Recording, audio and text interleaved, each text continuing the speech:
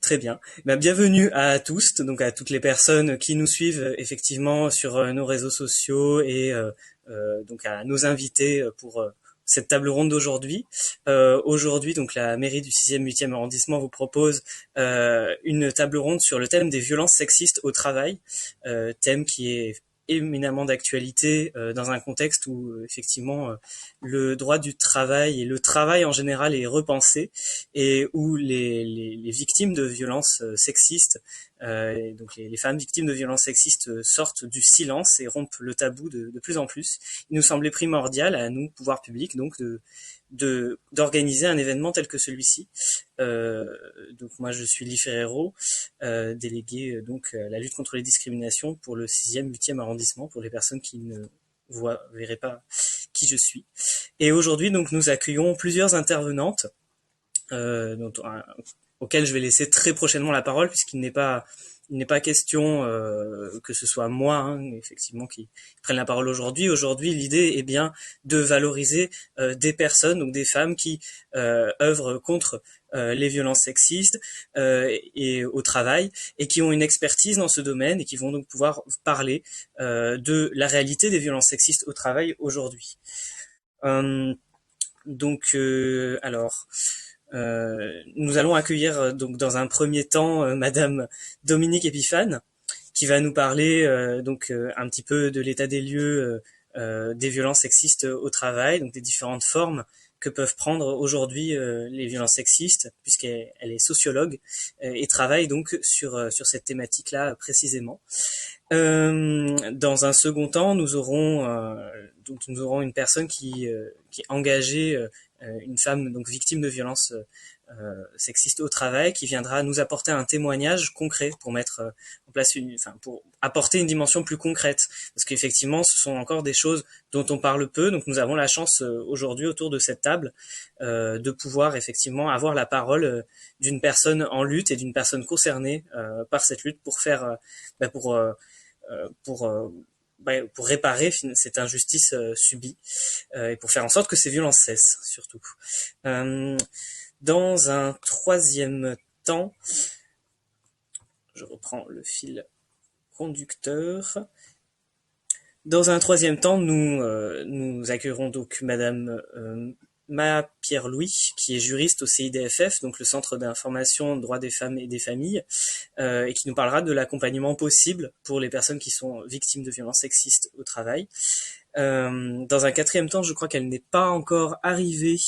Donc nous accueillerons Madame Catherine Lecoq, qui donc représente l'association Éclosion 13, qui promeut les femmes artistes et qui nous parlera donc des violences symboliques que peuvent subir et pas que peuvent subir donc les femmes dans le milieu artistique, des inégalités qui perdurent encore dans le milieu de la culture et des façons de les combattre. Enfin, nous accueillerons Cybèle L'Espérance, secrétaire générale du STRAS, qui nous parlera des violences spécifiques subies par les travailleuses du sexe en termes de droit du travail et d'impensé en termes de droit du travail. Voilà pour les présentations. De toute façon, je laisserai les intervenantes se présenter elles-mêmes en début d'intervention pour compléter, mais c'est pour que vous ayez un peu le fil conducteur de cette table ronde.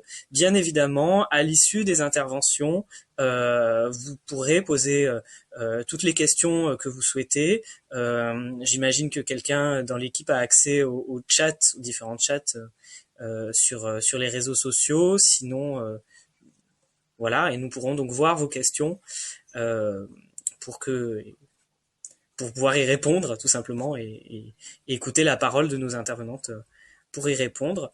Alors, on n'a pas pu faire de test PowerPoint au préalable, mais on peut essayer de le faire parce que je crois que Madame Epiphane, vous avez un PowerPoint que j'ai bien reçu par mail. Donc, je vais essayer de faire un partage d'écran. Peut-être comme ça va vous éviter de le faire. Est-ce que il faudrait qu'il y ait moyen de réactiver les micros peut-être? Si on m'entend moi. Vous m'entendez? Oui. Oui, on vous entend. Ah, très bien. Bon, je suis désolée, je n'ai pas réussi à me connecter Voilà, donc je vous ai au téléphone. Je ne vois rien, mais j'espère que vous pourrez voir mon PowerPoint. Vous me dites quand je peux démarrer. D'abord, merci beaucoup de cette invitation. Je suis très contente de participer à cette table ronde. Donc, moi, je suis Dominique Épifane, je suis sociologue. Je travaille dans un centre d'études et de recherche sur l'emploi et la qualification qui s'appelle le CEREC, qui est un organisme national, mais qui est basé à Marseille. Voilà, et donc je travaille depuis de nombreuses années déjà sur les inégalités entre les femmes et les hommes dans l'emploi et sur le marché du travail. Donc là, aujourd'hui, ce que je vais vous présenter assez rapidement, puisqu'il faut que tout le monde ait de la place. Donc assez rapidement, je vais vous parler des inégalités entre les femmes et les hommes et les violences systémiques sur le marché du travail. Donc vous pouvez voir, vous avez le PowerPoint à l'écran ? Normalement, oui. D'accord. Que depuis de nombreuses années, l'égalité entre les femmes et les hommes est un objectif qui est présent dans la loi française depuis un petit moment. Donc, et dès 1972, on parle de travail de valeur égale et de salaire égal. Et depuis, donc, de nombreuses lois sont venues compléter celle-ci. Et la dernière en date est celle de 2018 sur la liberté de choisir son avenir professionnel, quand même, et vise à corriger les différences de rémunération dans les entreprises, avec en particulier la constitution d'un index, de l'index donc égalité professionnelle. Donc dans la diapo suivante, vous voyez que l'égalité entre les femmes et les hommes est un objectif qui est affiché aussi en Europe depuis sa création. Et pourtant, si on en croit le World Economic Forum, à ce rythme-là, au rythme où on est aujourd'hui, la parité dans le monde ne sera atteinte que dans 100 ans. Donc en France, vous avez sans doute entendu parler du hashtag 4 novembre 16h16, qui est inspiré des femmes en Islande, qui souligne qu'à compter de ce moment-là, en 2020, les Françaises travaillent gratuitement par rapport à ce que gagnent leurs homologues hommes, les Français. Donc rapidement, un cadrage statistique. On va s'arrêter encore une fois rapidement sur la situation des femmes et des hommes sur le marché du travail en France.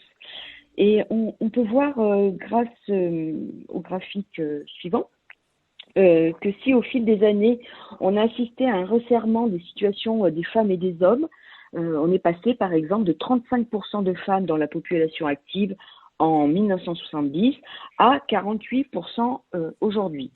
Donc des avancées certes, mais des écarts persistent. Donc les femmes restent toujours moins nombreuses à participer au marché du travail, 68% d'entre elles contre 75% des hommes. Ça c'est les deux premières barres. Quand elles sont sur le marché du travail, qu'elles sont donc actives, elles sont pour autant moins nombreuses à être effectivement en emploi, 62% d'entre elles contre 68% des hommes, et elles sont, et ça c'est une chose qui est très connue maintenant bien sûr, elles sont beaucoup plus souvent à temps partiel. 28% des femmes qui sont en emploi le sont à temps partiel, alors que c'est seulement le cas de 9% des hommes. On l'a dit, les femmes travaillent gratuitement à partir du 4 novembre, malgré les nombreuses lois. Il y a donc des écarts de rémunération qu'on estime à peu près à 25% entre les femmes gagnant 25% en moyenne de moins que les hommes. Mais ces écarts peuvent être décomposés car plusieurs, évidemment, facteurs expliquent ces différences de rémunération. D'abord, le poids le plus important pour expliquer ces écarts tient au temps de travail. On l'a vu, les femmes sont plus nombreuses à travailler à temps partiel. Et donc, quand on fait toutes choses égales par ailleurs et qu'on enlève le temps de travail, on voit cet écart de 25% réduit d'environ 10 points, donc qui est expliqué par le temps de travail différencié.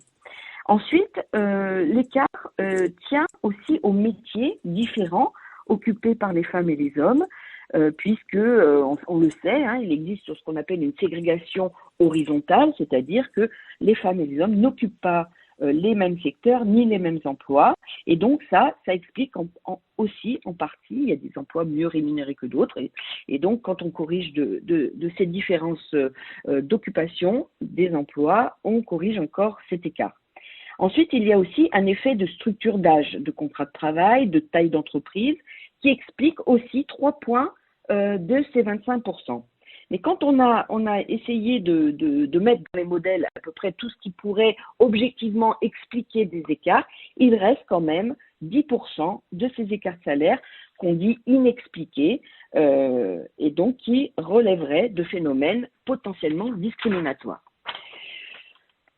Sur la diapo suivante, on voit la place des femmes dans les grandes entreprises. Alors, quand on regarde leur répartition, on s'aperçoit d'une persistance d'un terme que vous avez sans doute déjà entendu, de plafond de verre, qui est représenté ici en rouge. Donc, grâce à l'application de la loi Copé-Zimmermann de 2011, on voit tout en haut que les femmes sont 40% dans les conseils d'administration. Et la quasi-totalité des entreprises du CAC 40 qui sont domiciliées en France, ça c'est quelque chose d'assez important, ont en effet atteint cet objectif, ont rempli ce quota. Mais quand on regarde ce qui se passe en dessous, on voit que si la proportion des femmes chez les cadres est de 32%, les cadres étant le vivier qui peut alimenter les COMEX, c'est-à-dire là où se prennent les décisions dans les entreprises, on pourrait, ce 32%, on pourrait très bien imaginer qu'on le retrouve dans les COMEX. Or, on voit en haut de la pyramide que ce chiffre n'est que de environ 14%. Parce que s'il existe des quotas pour les conseils d'administration, et on voit que ça marche, en revanche, aucun quota pour les COMEX, et donc on ne peut pas dire non plus qu'il n'y a pas de vivier suffisant numériquement pour alimenter ces COMEX, puisque de 33%, on ne passe qu'à 14%. Voilà. Pour vous citer un seul exemple, mais il y en a beaucoup d'autres, chez LVMH, alors que le taux de femmes cadres est à plus de 65%, puisque c'est une entreprise très féminisée, sur 10 membres de son COMEX, un seul membre est une femme. Donc, d'un point de vue qualitatif, maintenant, quand on interroge les femmes dans les entreprises, comment se manifeste le sexisme en entreprise? Donc là, l'étude à laquelle je vais me référer, en fait, relève de deux études distinctes qui rassemblent à peu près une centaine d'entretiens avec des femmes, soit dans des secteurs tertiaires, soit dans des secteurs où elles sont minoritaires. Donc, il y a deux types de contacts avec le sexisme. Un premier contact qu'on peut appeler une préscience, c'est un contact un peu banalisé avec un sexisme, c'est-à-dire banalisé dans le sens où il n'est pas vécu comme une surprise. Il relève d'un savoir plus ou moins conscient qu'on est inscrit et inscrite plutôt du mauvais côté de la barrière par le simple fait d'être une femme. Il est donc souvent anticipé et concerne plus particulièrement tout ce qui relève des maternités, des congés maternité et des salaires, domaines au sein desquels il semble entendu par ces femmes avec un certain fatalisme qu'on va avoir affaire plus ou moins fortement à des discriminations sexistes. Alors, si ces formes de sexisme ne sont pas ressenties ou énoncées comme une violence, parce qu'elles semblent faire partie du paysage et des règles du jeu du marché du travail, pour autant, elles agissent avec une telle force qu'elles semblent même conditionner très largement le positionnement des femmes sur le marché du travail et structurent leur comportement. Vous voyez dans la diapo suivante une verbatim où on voit que cette Sandra, par exemple, qui pense être en effet victime de discrimination salariale parce qu'elle est une femme, mais a renoncé pour l'instant à demander une augmentation à son patron puisqu'elle ne se considère pas, puisqu'elle est enceinte à ce moment-là, vraiment en position de force pour le faire. Et elle nous dit que, manque de chance, les négociations pour les salaires se font en janvier, que c'est justement en janvier qu'elle est tombée enceinte, et donc elle dit qu'elle ne va pas quand même être trop exigeante. Donc on voit bien comment les choses sont intégrées par bon nombre de femmes, et que du coup, les choses sont vécues de façon très fataliste. Et c'est justement la diapo suivante où on voit que beaucoup d'entre elles sont du coup sur une prescience qui engendre la plupart du temps un discours dépolitisé, plus proche du renoncement que de la revendication. Donc, qu'est-ce que vous voulez qu'on y fasse? On ne peut rien y changer. Ce n'est pas encore mûr dans les esprits. Ça évolue quand même petit à petit, mais finalement, je me dis, j'ai un travail. Finalement, c'est pas si grave que ça. Il y a pire. Alors, un deuxième type de contact avec le sexisme, c'est quelque chose qui est vécu avec beaucoup plus de brutalité, qui relève davantage d'événements, de paroles perçues comme violentes. Ce contact surprend les personnes. Il y a un sentiment d'injustice et surtout l'expression d'une souffrance. Et ce qui est important ici, c'est que le sentiment d'injustice n'est pas forcément nommé comme du sexisme. On sent bien que c'est pas normal, on sent bien que quelque chose ne va pas. Pour autant, toutes les personnes qui subissent ce genre de choses ne le relient pas forcément à du sexisme. En revanche, la souffrance, je disais, qui l'accompagne, là, pour le coup, est quand même très dissible. Donc, deux exemples de verbatim. Amanda qui nous raconte comment a réagi son patron lorsqu'elle lui a annoncé qu'elle était enceinte. Voilà, je vous laisse lire la verbatim qui se suffit à elle-même, de la violence, du caractère inadmissible, bien sûr, de ce qui lui est rétorqué. Ou encore Isabelle, technicienne d'intervention, qui nous explique comment elle a été accueillie dans un service technique où elle était une des seules femmes. Et là encore, il y a des paroles et un accueil très violent qui lui est fait. Alors, quel que soit le type de contact avec le sexisme, qu'on l'appréhende, qu'on le sache, qu'on le connaisse à l'avance ou qu'on en soit très surprise, ce qui traverse l'ensemble des témoignages qu'on a recueillis, c'est le doute, la difficulté de nommer, de discerner exactement ce dont on a été victime. Ce qu'on a subi, se révèle dans la majorité des cas difficile à identifier et reconnaître le sexisme ne semble pas être un processus évident pour la plupart des femmes. Alors, une fois que le contact avec le sexisme a eu lieu, que celui-ci soit très clair ou qu'il reste flou, plusieurs types de réponses sont apportées. Pour faire face, les femmes concernées vont ainsi adopter plusieurs types de conduites. Tout d'abord, la mise à distance. Là, il s'agit généralement de s'éloigner purement et simplement de la personne ou du contexte perçu comme discriminatoire. On change d'emploi ou on quitte le service auquel on a été affecté, mais parfois le choix de ces départs peut être un processus long, non seulement à intégrer, mais aussi à mettre en œuvre. Deuxième type de faire face, c'est ce qu'on appelle le blanchiment. Alors ici, les femmes n'essaient pas de lutter contre la situation d'injustice, mais plutôt elles s'efforcent de lui donner un sens pour leur permettre de cohabiter plus ou moins bien avec le problème.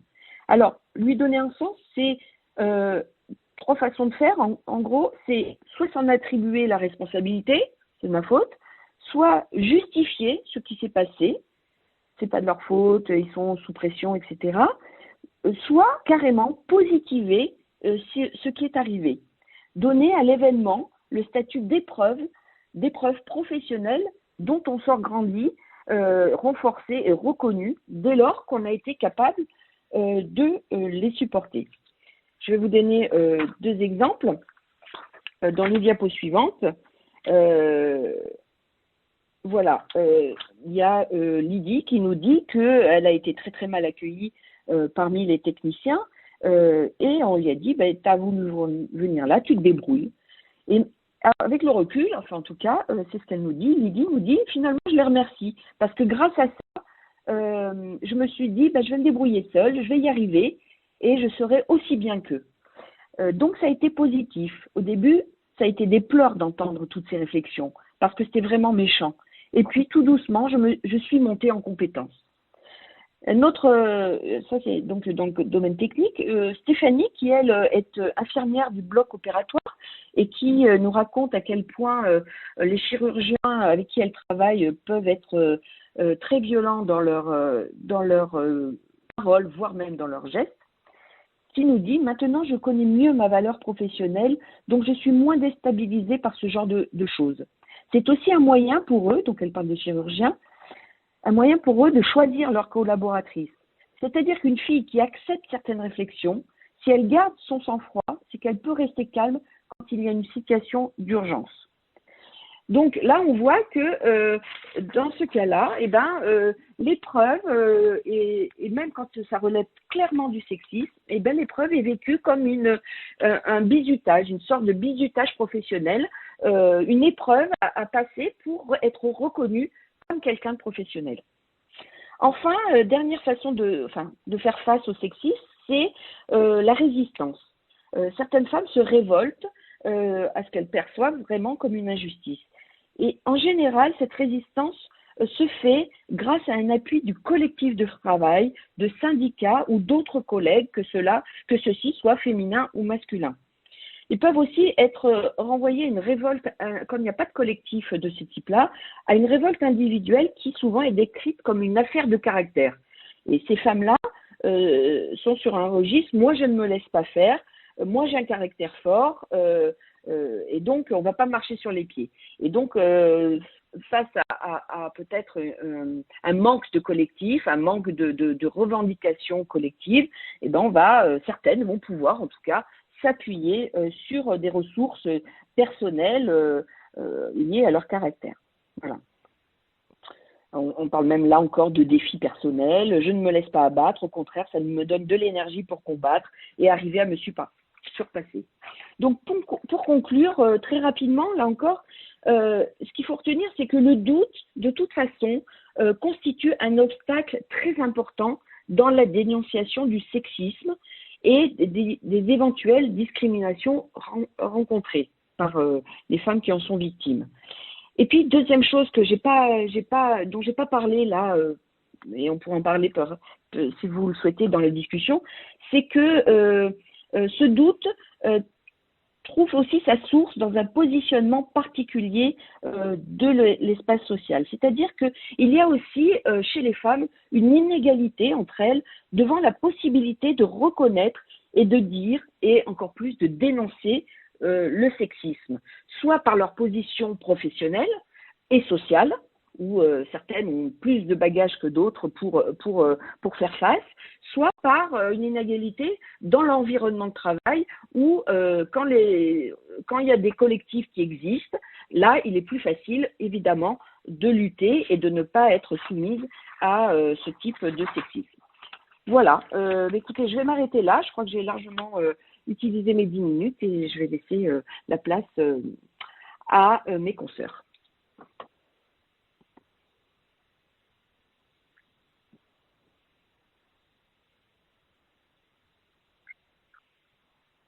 Oui, j'ai eu un doute.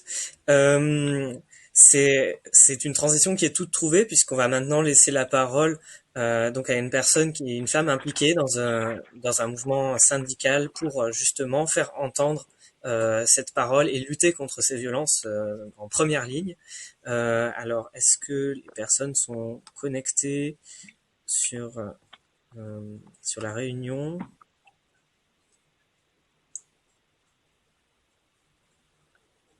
Je ne les vois pas dans la liste des personnes connectées. Si, si elles le sont, est-ce qu'elles peuvent me faire signe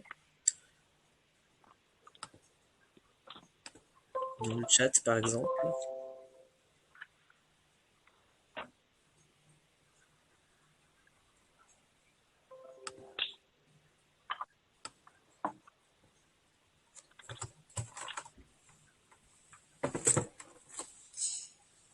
Si en attendant, certaines des personnes présentes ont des questions pour Madame Epiphane, je pense que ça peut être le moment pendant que j'essaie de résoudre la problématique des personnes qui doivent intervenir ensuite.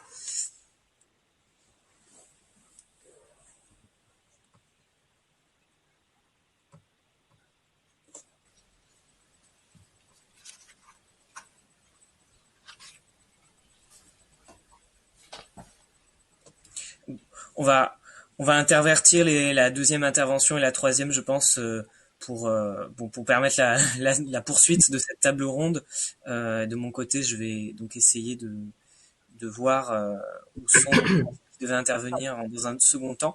Je vais donc laisser la parole à Madame Pierre-Louis du CIDFF, qui va donc nous parler de l'accompagnement donc qu'on peut donc proposer et des leviers d'action qu'on peut mettre en place pour lutter contre ces violences au travail. Merci, Monsieur Ferrero. Donc, j'espère que vous m'entendez bien déjà. Donc, bonjour à toutes et à tous. Voilà, merci pareil pour cette invitation. C'est un plaisir d'être avec mes consoeurs aujourd'hui pour traiter de cette thématique, même si elle n'est pas très joyeuse, on va se le dire. Du coup, effectivement, je vais intervenir rapidement aussi. Je vais essayer de pas monopoliser la parole. Dire rapidement comment on accompagne, nous en tout cas au CIDFF. Donc, pour celles et ceux qui connaissent pas le Centre d'information sur les droits des femmes et des familles, nous, on est une association indépendante. Alors, on est sur Marseille, mais il faut savoir qu'on fait partie d'un réseau national. Donc, il y a des CIDFF partout en France. Notre mission, on est une association féministe, c'est-à-dire qu'on œuvre pour la promotion de l'égalité entre les femmes et les hommes et la lutte contre les violences faites aux femmes. Dans ce cadre-là, il y a des juristes dans les CIDFF. Et donc, les juristes informent les personnes, notamment les femmes, sur des questions juridiques. Donc, c'est-à-dire, et tout à fait l'exemple, voilà, d'une femme. On va parler de femmes parce on vient de le voir avec Madame Epiphane que statistiquement, ce sont plus les femmes qui sont victimes, voilà, des violences sexistes et sexuelles au travail, même si forcément il y a des hommes aussi qui en sont victimes. Du coup, comment ça se passe, par exemple, au CIDFF, quand on accueille une femme victime de violences sexistes et ou sexuelles au travail? Donc, généralement, les femmes qui viennent nous voir, on va dire, pour ces questions-là, effectivement, comme le disait Madame Epiphane, ce sont des personnes qui viennent avec des questions du type moi, je pense que c'est pas très normal. J'ai l'impression qu'il y a quelque chose qui va pas au travail. Voilà ce qui se passe. Est-ce que vous pouvez me dire, effectivement, est-ce que c'est normal ou pas? Donc, effectivement, voilà, la première chose qu'on va faire avec ces personnes, ça va être de qualifier juridiquement. C'est-à-dire, effectivement, rappeler le cadre de la loi et les rassurer. Et généralement, c'est vrai qu'on leur dit souvent, si vous avez l'impression qu'il y a quelque chose qui va pas, qui est pas normal, a priori, faites-vous confiance, c'est qu'il y a quelque chose qui est pas très normal, effectivement. Après, est-ce que juridiquement ou pas, qu'est-ce qu'on peut faire? Ça, c'est une autre question. Donc voilà, donc on va d'abord qualifier juridiquement. Donc elles vont nous relater les faits et on va donner la qualification juridique. On va rassembler les preuves et puis on va identifier avec ces personnes les interlocuteurs qu'elles peuvent voir, interlocutrices, dans le cadre de leur travail en fonction si elles sont dans le privé, quel type de société, dans le public. Voilà, et on va leur dire qu'est-ce qu'elles peuvent faire pour se mettre à l'abri immédiatement. Donc, je vais essayer de reprendre ces petits points rapidement avec vous aujourd'hui. Rapidement, je vais le faire. Donc déjà, la première chose, effectivement, ça va être la qualification juridique. Donc, comme l'a dit Madame Epiphane, effectivement, il y a eu quand même pas mal d'évolutions sur les dernières années, on va dire depuis les années un petit peu 2000, 2010, il y a eu pas mal d'évolutions, les évolutions législatives notamment, il y a eu des lois. Par exemple, une jurisprudence, donc une décision de justice qui était assez intéressante en 97, pour vous montrer un petit peu l'évolution qu'il y a eu. En 97, il y a une cour d'appel de Douai qui avait dit que ce n'était pas du harcèlement sexuel quand il y avait des simples signaux conventionnels qui permettaient d'exprimer une manifestation d'une inclination pouvant être insincère. Donc on était vraiment sur ces questionnements de si je drague, si je manifeste mon inclination sincère, si ça enfin c'est pas du harcèlement. Depuis 97, on va dire que les choses ont pas mal évolué, notamment enfin vraiment ça a quand même vraiment changé quasiment du tout au tout. Et c'est beaucoup la notion de consentement aujourd'hui voilà dont on a beaucoup discuté dernièrement, je suis sûre que vous en avez entendu parler. Et donc effectivement, c'est vrai que les 2/3 des personnes qui se mettent en couple se rencontrent au travail, donc c'est effectivement un lieu de rencontre, donc un lieu de drague si on veut. Par contre, voilà, vraiment la notion de consentement a apporté pas mal de changements, et effectivement, si ce n'est pas consenti, aujourd'hui, ça pourrait être qualifié de harcèlement sexuel. Donc, je vais un peu vous définir aussi le harcèlement. Une des évolutions aussi très importantes sur le droit, ça a été l'introduction dans le cadre du Code du travail de l'agissement sexiste. Donc l'agissement sexiste, je ne sais pas si vous en avez tous entendu parler. Donc les agissements sexistes, c'est depuis 2015 que ça a été introduit dans le Code du travail. L'agissement sexiste, si vous voulez, ça s'inscrit dans un sexisme ordinaire. C'est un peu ce dont parlait Madame Epiphan, tout à fait. Donc le sexisme ordinaire, comme on disait, c'est l'ensemble des attitudes, comportements fondés sur les stéréotypes de sexe, de genre, qui peuvent apparaître anodins, mais qui, de façon consciente ou inconsciente, vont inférioriser les femmes de façon insidieuse, voire même bienveillante. Donc l'agissement sexiste aujourd'hui dans le Code du travail, il est défini comme tout agissement qui va être lié au sexe d'une personne, qui a pour objet ou pour effet de porter atteinte à sa dignité, ou de créer un environnement intimidant, hostile, dégradant ou offensant. De manière concrète, si vous voulez, ça va être toutes les blagues sexistes, tous les, on va dire, les interpellations familières, le paternalisme, et mon petit, et ma jolie, ta jupe elle est jolie aujourd'hui, c'est pour moi que tu t'es faite toute belle. Voilà, comme a dit Madame Epiphan aussi sur la complémentarité des compétences, sur tout ce qui va être maternité. Donc, tu fais bien le café, toi, qui es une femme, tu sais faire ça, c'est dans tes gènes.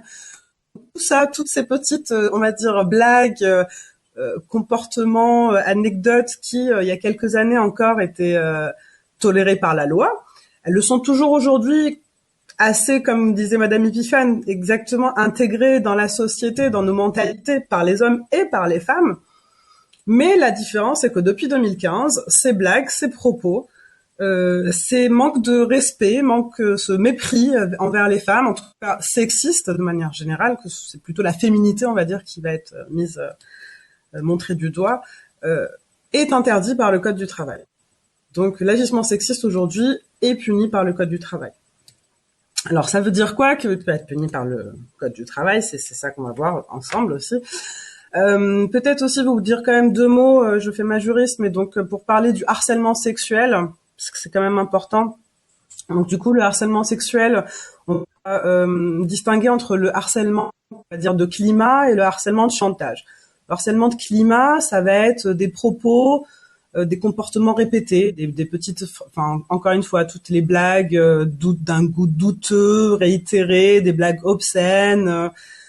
Voilà, donc des agissements déplacés. Alors on a beaucoup de jurisprudence qui peuvent nous donner des exemples de ça. Donc voilà.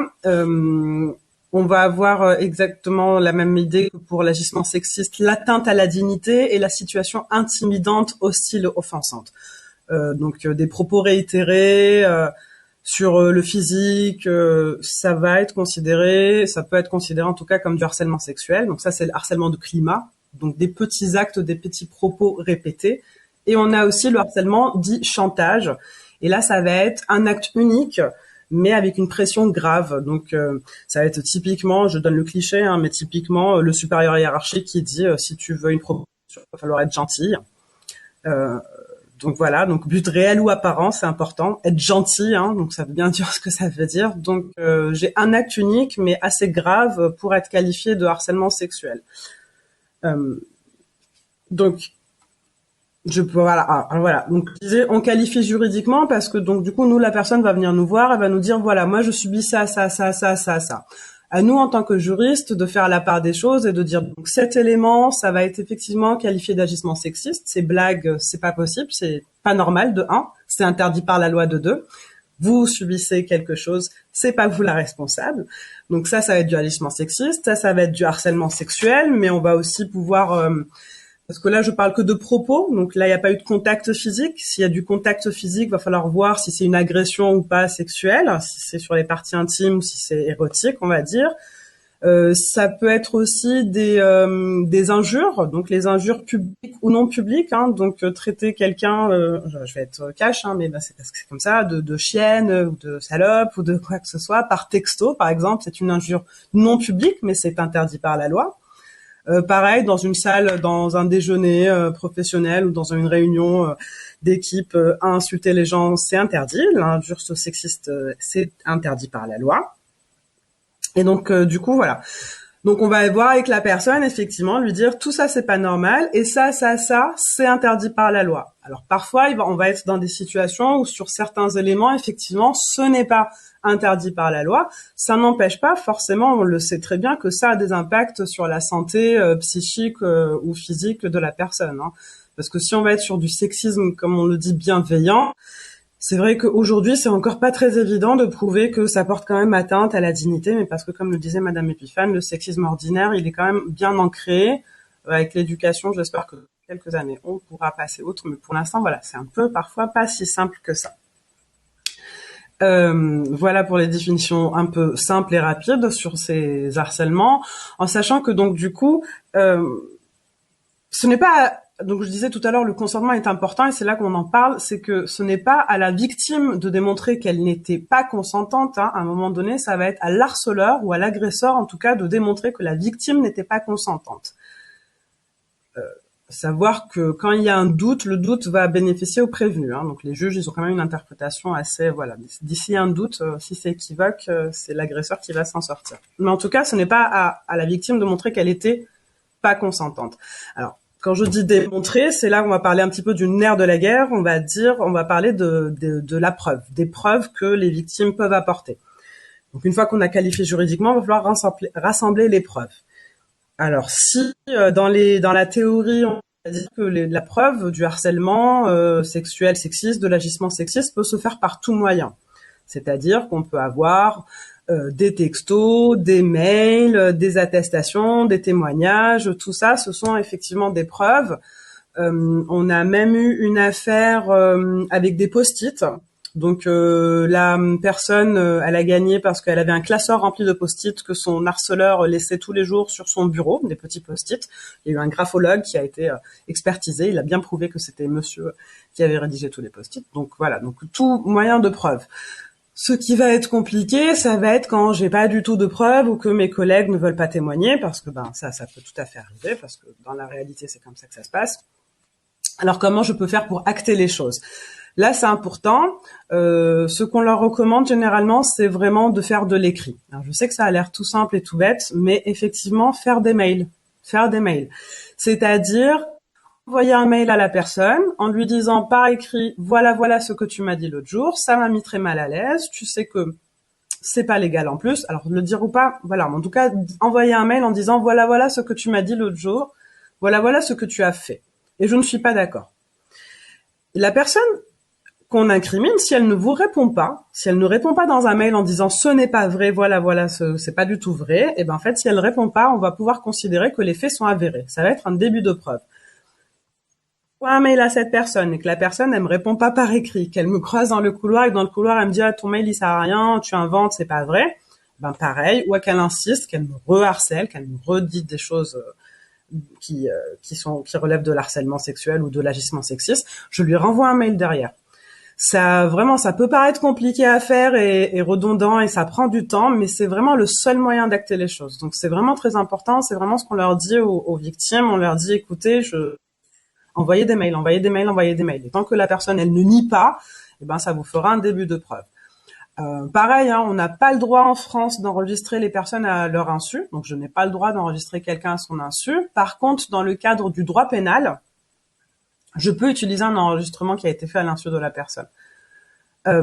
Pareil, je peux avoir des témoignages, des attestations plutôt médicales, des certificats médicaux, à savoir qu'un médecin, que ce soit un médecin généraliste, soit un médecin traitant, et un médecin du travail ne pourra pas faire d'attestation en disant l'état de madame résulte de cette agression ou de cet harcèlement. Par contre, il pourra tout à fait attester d'un état psychologique, d'une dépression ou X ou X. Alors, une fois que j'ai toutes ces preuves, qu'est-ce que je vais pouvoir faire? Alors, ça va dépendre effectivement j'ai des preuves de quoi? Si j'ai des preuves d'harcèlement sexuel et d'agression ou d'agression sexuelle et ou peut-être plus grave même de viol, je vais pouvoir aller porter plainte directement. Donc, porter plainte, ça veut dire que je vais aller en commissariat ou en gendarmerie et je vais pouvoir porter plainte. Sachez que si les victimes ne se sentent pas, parce que c'est ce qu'on leur dit au CIDFF, ne se sentent pas d'aller en commissariat ou en gendarmerie, pour X raisons, notamment malheureusement l'accueil en commissariat qui parfois peut être compliqué, parce que voilà, tous les agents de police aujourd'hui, je sais qu'ils sont de plus en plus formés, mais il arrive encore que certains agents de police, voilà, disent non, mais c'est juste de la drague, faut pas le prendre comme ça, et puis voilà.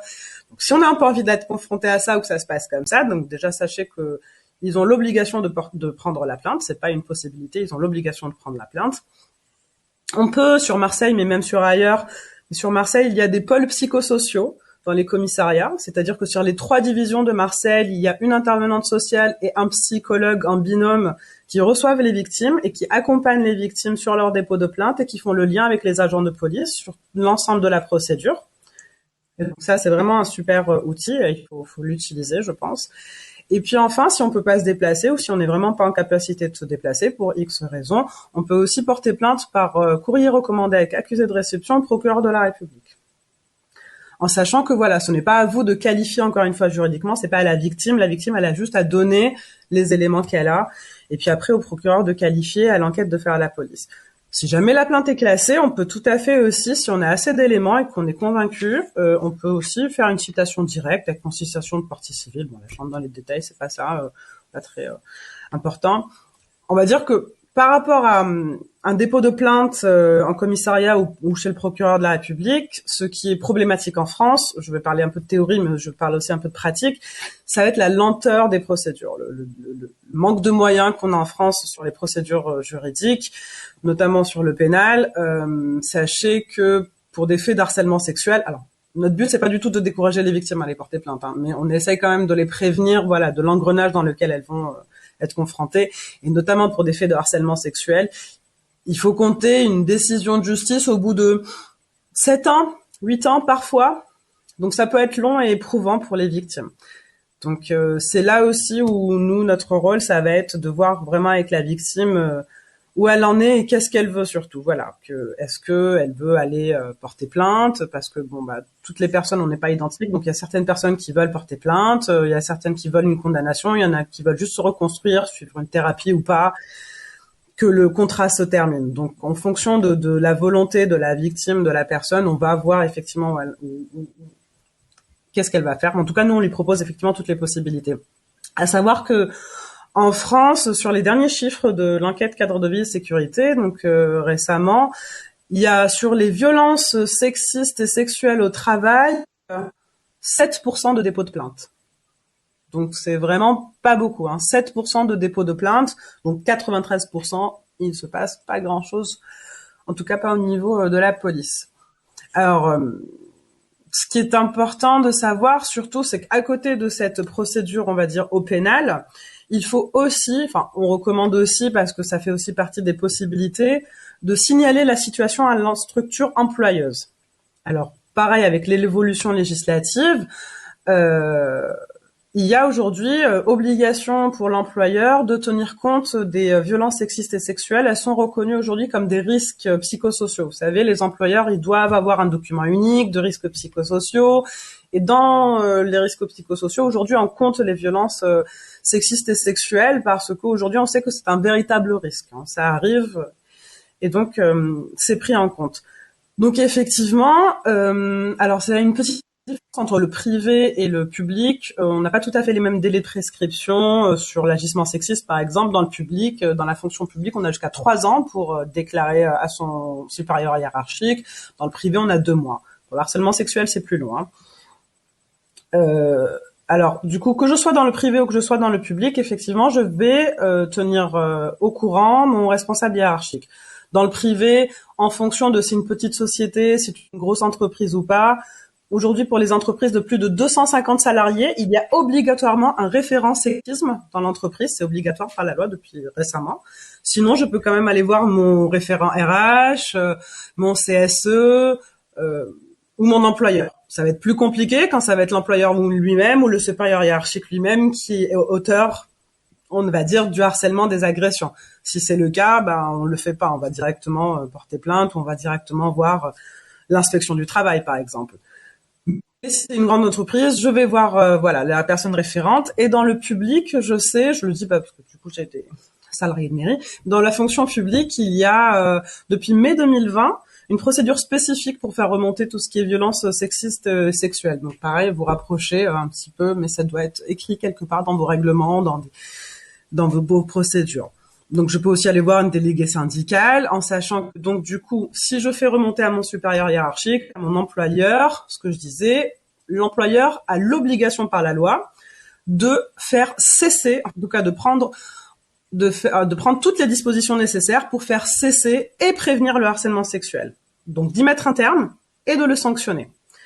Ça paraît comme ça. Je sais que moi on me le dit souvent. Non, mais ça arrive pas dans la vraie vie. Si, ça peut arriver dans la vraie vie. Hein. Des personnes qui sont suspendues, un salarié qui est licencié. On avait un exemple d'un salarié licencié parce qu'il n'arrêtait pas de s'exhiber dans les vestiaires alors que ses collègues lui disaient arrête. Voilà. En sachant que si l'employeur ne fait rien au bout de 2 mois, c'est-à-dire vraiment il ne fait rien du tout, je peux engager sa responsabilité. Et donc c'est là où, par exemple, je vais pouvoir aller porter plainte au pénal contre mon agresseur et porter plainte au prud'homme contre mon employeur qui n'a pas fait cesser le harcèlement ou l'agression. Donc pareil, pour le privé, ça va être les prud'hommes, pour la fonction publique, ça va être le tribunal administratif, mais en tout cas, voilà, je peux me retourner donc contre la personne qui me fait subir le harcèlement, l'agression, et je peux me retourner aussi contre l'employeur qui ne fait rien pour faire cesser ou qui a fermé les yeux. Donc j'essaye d'aller vite parce que je vois que le temps il passe et que je vais laisser la parole à mes collègues. Ce qui est important peut-être aussi, c'est de faire cesser donc du coup les agissements. Qu'est-ce que je peux faire pour faire cesser les agissements? Déjà, je leur explique, on leur dit aux victimes qu'elles peuvent tout à fait, si elles se sentent en danger, en tout cas grave et imminent, invoquer leur droit de retrait. Elles peuvent aussi aller voir leur médecin traitant ou la médecine du travail. Donc la médecine du travail, ça peut être un bon interlocuteur aussi pour se mettre en arrêt maladie.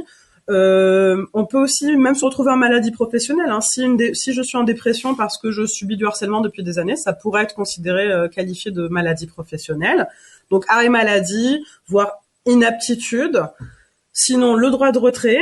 Et même parfois, dans certaines situations, je peux tout à fait résilier judiciairement mon contrat si je prouve encore une fois que mon employeur n'a rien fait pour faire cesser. Alors sachez, voilà, qu'il y a plusieurs quand même interlocuteurs qui peuvent soutenir et accompagner les victimes de violences sexistes et sexuelles au travail. Donc on peut aller voir l'inspection du travail, on peut aller voir le ou la défenseur des droits et des délégués, et ses délégués.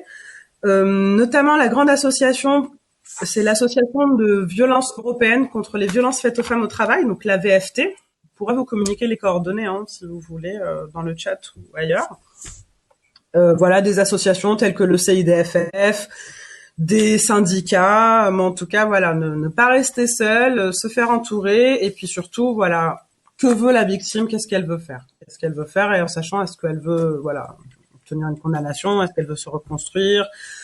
Les dommages et intérêts en France, voilà, on va se le dire, la vérité, c'est pas aussi, on n'est pas aux États-Unis. Les dommages et intérêts au prud'homme, on peut aller jusqu'à 10 000 € pour du harcèlement sexuel, voilà, en sachant qu'avec les ordonnances de Macron, maintenant il y a des plafonds, mais les plafonds ils sautent en cas de harcèlement moral et ou sexuel.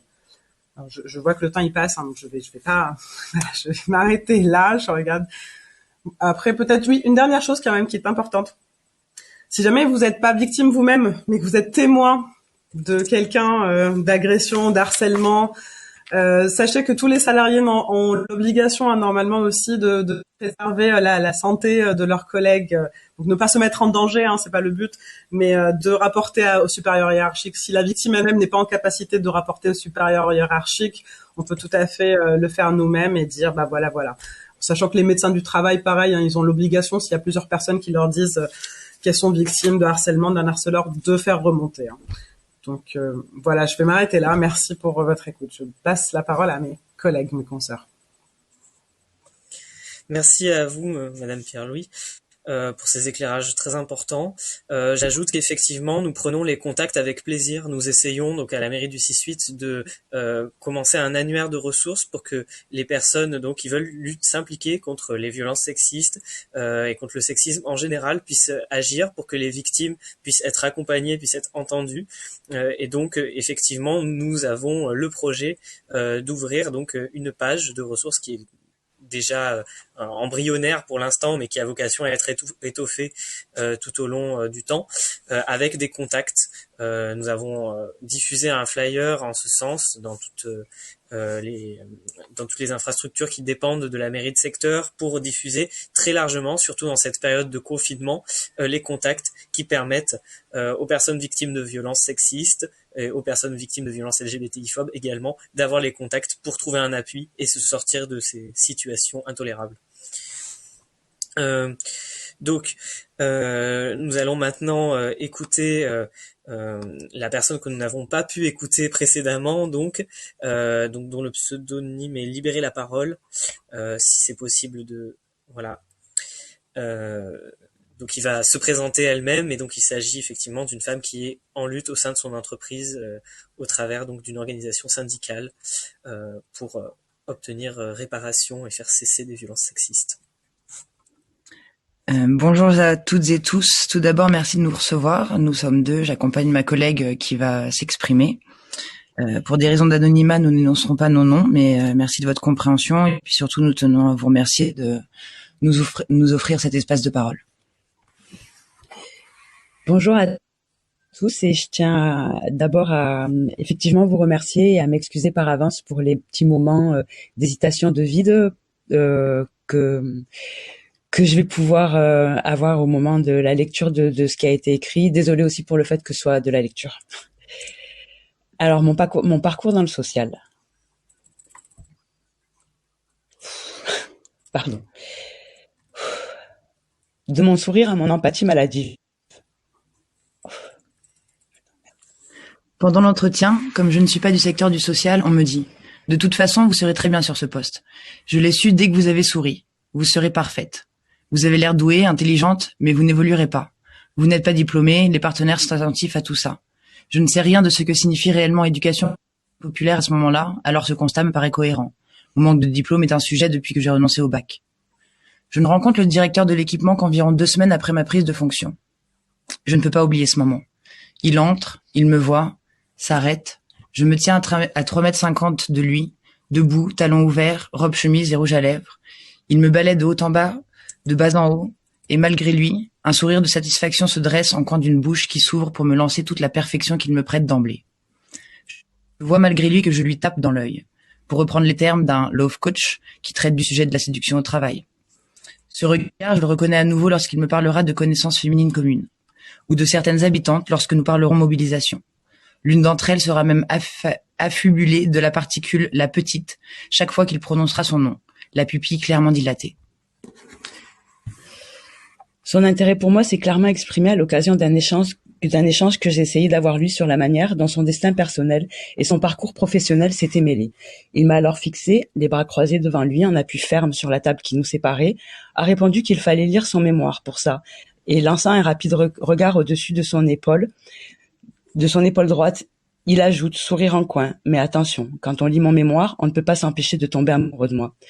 Vous imaginez la sensation d'être jeté hors cadre. Depuis cette marge, je lui réponds qu'il n'a pas à s'inquiéter. Je resterai droite dans la froideur qui me caractérise. J'ai décliné, mais ça ne l'a pas empêché de parfois pénétrer ma sphère physique personnelle par un contact des mains qu'il créait lorsqu'il me montrait des documents, approchant son bras du mien.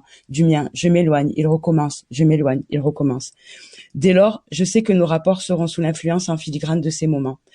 Dans l'emprise du prisme de la féminité, à savoir la douceur, la patience, la bienveillance, le calme, être aidante, avoir un goût pour le jeu, une certaine effronterie, une insolence, en plus d'une belle image si on a la chance d'être jolie, tout dans le langage employé me ramène à un absolu que l'on m'assigne comme le fardeau d'une marque identitaire à professionnaliser.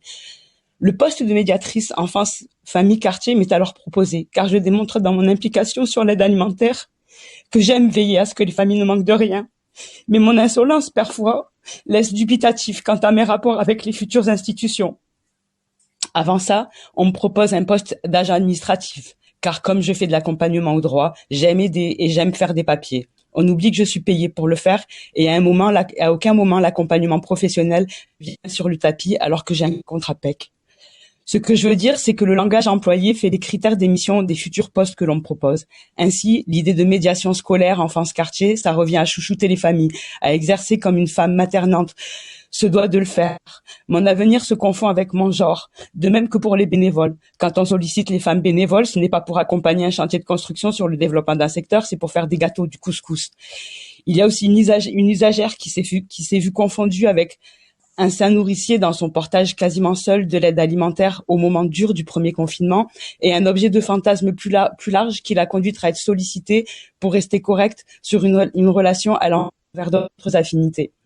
L'étalage d'autant de clichés, de constructions stéréotypées façonnant le relationnel au sens plus large du professionnel, parce que dans le social, ça se mêle souvent, rend compte que la position de femme dans le secteur du social ouvre un large panel de moments malaisants, se mêlant à une certaine violence symbolique. Le rôle de la femme incorporé dans nos pratiques produit des micro-agressions participant au harcèlement, à la violence psychologique, quand elle ne va pas jusqu'à la violence physique. C'est cette limite même qui invisibilise ce genre d'agression.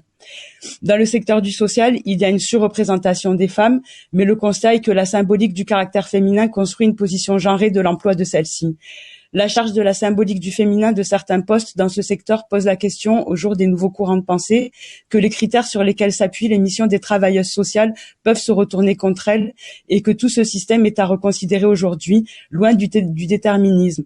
Le déterminisme genré lui-même, beaucoup trop marqué par le regard du public, bien sûr, mais correspond-il à la société que l'on veut construire? Pardon, je tiens à dire en conclusion que la question de ma légitimité a été un objet de négociation avec moi-même. D'abord parce que je me pense forte. Ce que je dénonce et que je n'ai pu verbaliser que sous le coup de l'autodérision à quelques proches, car il n'y a pas d'harcèlement ou d'agression caractérisée, seulement des moments de gêne ponctués par des joutes verbales. Plusieurs collègues m'ont d'ailleurs demandé si le directeur et moi avions une relation hors cadre. Non, mais je suis convaincue que le fait que je sois une femme ou de sexe féminin a déterminé les ressorts plus ou moins inconscients de la relation hiérarchique et de mon avenir professionnel, puisque finalement, les démarches de renouvellement de mon contrat ont engageant été avortées. Merci, pardon. Merci beaucoup. Merci beaucoup. Merci beaucoup pour ce témoignage, merci beaucoup pour cette parole très importante qu'on n'a vraiment pas beaucoup l'occasion d'entendre dans l'espace public et qui a dû être très dur à sortir, donc merci beaucoup pour ça. C'est extrêmement important que de ne plus minimiser tout ça, ne plus minimiser ce harcèlement incessant, et effectivement on voit bien à travers vos deux interventions, donc la vôtre et celle de Pierre-Louis juste avant, que combien le poids, mais également dans celle de Madame Épifane, combien le poids de la remise en question de la légitimité de la parole des victimes vient empêcher finalement la réparation, la même reconnaissance même du préjudice qui est porté, et combien le fait de ne pas mettre en doute, de croire, d'écouter, de parler de ces violences-là et d'acter qu'elles existent, qu'elles ne sont pas normales, de poser des mots juridiques qui permettent ensuite de venir condamner est important. Donc, sur ce, et comme le temps passe, malheureusement, nous allons donc devoir laisser la parole à Madame Lecoq, qui va nous parler des violences sexistes et du sexisme en général et des façons de le combattre dans le milieu artistique. Voilà, je vous laisse la parole, Madame Lecoq. Merci.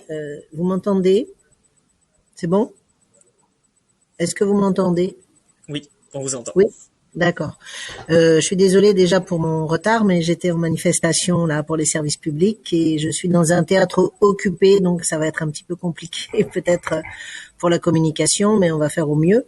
Moi, je représente donc ici Éclosion 13. C'est une structure qui promeut les femmes et les femmes artistes et techniciennes dans les milieux du spectacle vivant et audiovisuel ou arts plastiques, donc les arts visuels.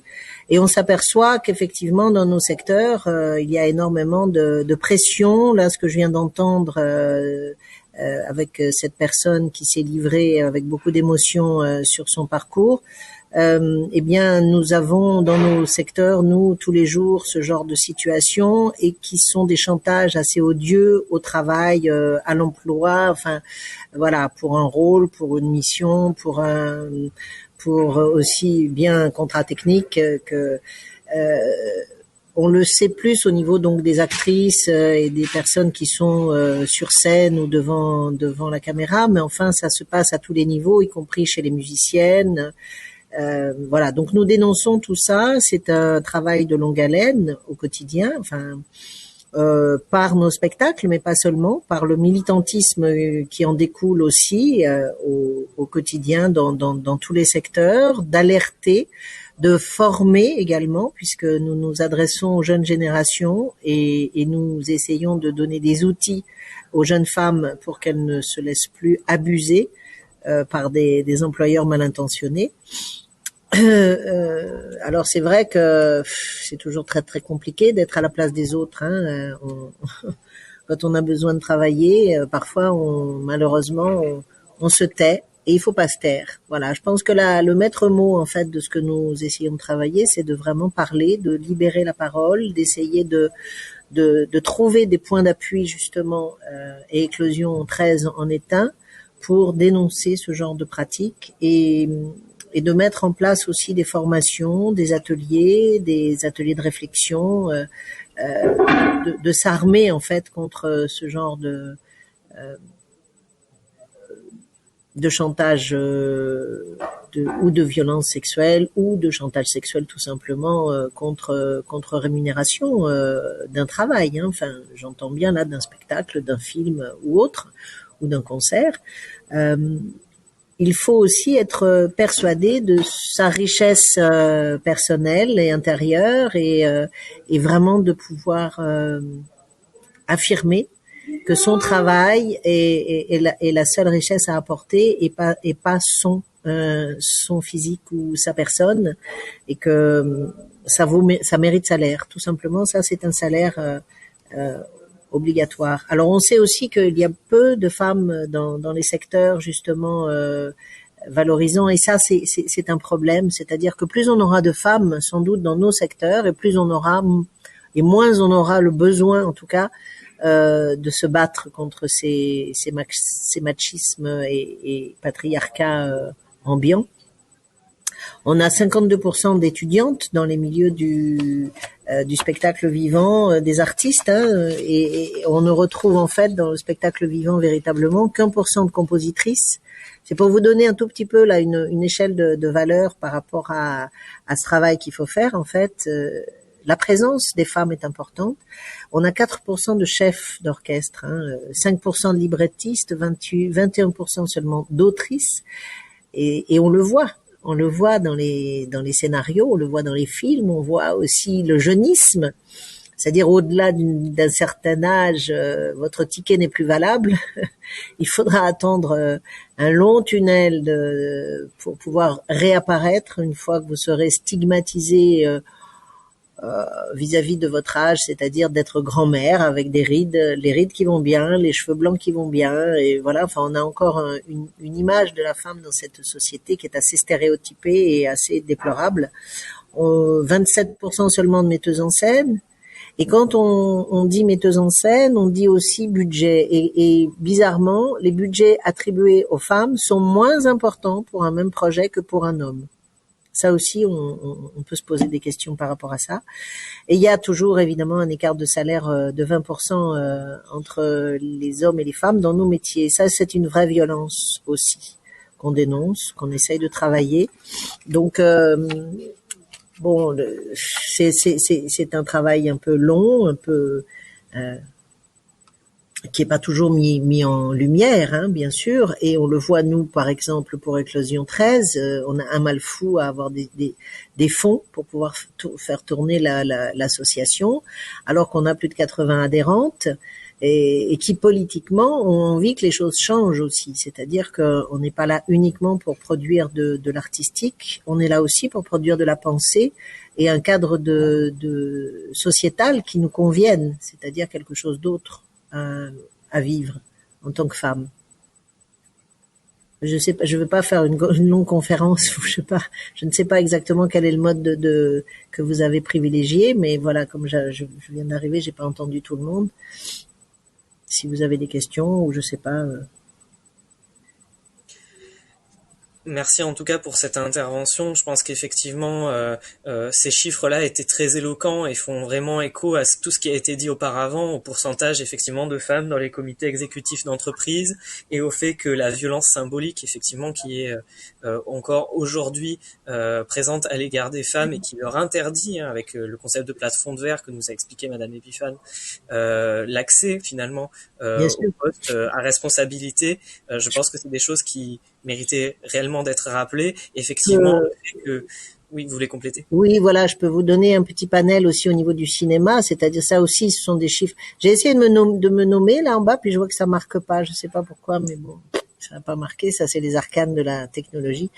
Par exemple, Cannes, vous savez, vous avez eu un petit peu quand même, vous avez vu ce qui s'était passé. Il y a plus de 89 comédiennes, réalisatrices, scénaristes, monteuses qui se sont montrées à Cannes lorsque on pouvait encore monter les marches il y a 3 ans, et pour signifier vraiment qu'il fallait plus de femmes dans nos secteurs audiovisuels. On sait que 10% seulement de longs métrages sont réalisés par des femmes en compétition, sont sélectionnés, par contre, pas réalisés, parce qu'il y en a bien plus, mais seulement 10% de longs métrages, et après une longue lutte, en fait, parce que ça, c'est vraiment l'aboutissement d'une lutte régulière, et 21% de courts-métrages seulement, 29% de longs-métrages pour un certain regard. Voilà, donc on a donc des conséquences immédiates à cette inéquité. C'est un manque d'employabilité pour les femmes, de reconnaissance aussi, et des histoires que portent les femmes, qui ne sont pas les mêmes que ce que les hommes peuvent évidemment nous raconter. Alors, Éclosion 13 est aussi aux membres du mouvement national HF, hein, Hommes-Femmes, Égalité dans nos métiers, du pôle de coopération des acteurs de la filière musicale en région, du collectif 13 droits des femmes, de la CRES, du COLD et du SMA, syndicat des musiques actuelles, parce que tout cela est concordant. Et on avait d'ailleurs fait une conférence sur les Docs des Suds lorsqu'il y avait encore Babel Med Musique, sur la situation des femmes dans la musique, parce que là aussi c'est assez dramatique en tant que leaders, c'est-à-dire des compositrices et chefs d'orchestre jazz par exemple, vous n'en voyez pas, ou très peu. Elles sont 3. Par contre, des chanteuses, bien sûr, mais des musiciennes, véritablement, dans le monde du jazz, c'est encore extrêmement fermé aux femmes. Et en tant que collectif qui vous positionnez donc pour les droits des femmes et pour les droits des femmes dans le monde du travail et dans le monde artistique, quelles sont vos revendications, quels sont les combats que vous portez, les mesures concrètes qui pourraient vous aider, qui pourraient nous aider en fait à construire une société qui soit moins inégalitaire et qui visibilise plus, qui ne réduise pas, qui réduise moins, qui ne réduisent plus du tout en fait les femmes juste à leur identité de genre, comme on a pu le décrire au cours de ces interventions. Comme ce que je vous disais, c'est que c'est un combat perpétuel de se faire entendre, de faire reconnaître que le travail des femmes est aussi important et intéressant que celui des hommes, et donc ça veut dire que des budgets puissent nous être alloués, qu'on puisse aussi donner de la visibilité aux étudiantes qui sortent des écoles artistiques, et donc de les retrouver dans le monde du travail. Mais ça, j'aurais tendance à dire que c'est la même chose, par exemple, pour les chercheuses. Vous avez énormément, je ne sais pas si vous avez déjà abordé le sujet, mais vous avez énormément de jeunes femmes qui sont extrêmement diplômées, qui sortent des secteurs de la recherche et qu'on ne retrouve pas dans les métiers ensuite professionnels. Alors, ce qu'on demande, et nous, ce qu'on essaye de faire depuis un bon moment, alors pierre après pierre, hein, c'est la visibilité des femmes au-delà de 50 ans aussi. Ça, c'est quelque chose d'important, que ça s'arrête pas, que dans notre société, les femmes jusqu'à 67 ans doivent travailler de la même façon que les hommes, c'est-à-dire qu'on a un âge de la retraite de toute façon qui est là. Donc, on est toujours en activité. Et pourquoi est-ce que dans les scénarios, dans les histoires, dans les films, on ne voit plus de femmes après 40 ans, parce que c'est même pas 50, hein, 40 ans c'est déjà obsolète. Mais les jeunes femmes qui se reconnaissent de ces femmes qui prennent de l'âge, comment est-ce qu'elles peuvent construire justement une image positive d'une femme qui vieillit, parce que il n'y a pas de honte à vieillir. Et là, c'est pareil, c'est comme pour le viol, il faut que la honte change de camp. C'est-à-dire que il faut qu'on cesse de stigmatiser les femmes parce qu'elles ont un bourrelet, parce qu'elles ont des rides, parce qu'elles ont des cheveux blancs, parce que ci, parce que là, parce que le reste. Il y a d'abord et avant tout l'intériorité, la personnalité, l'individualité.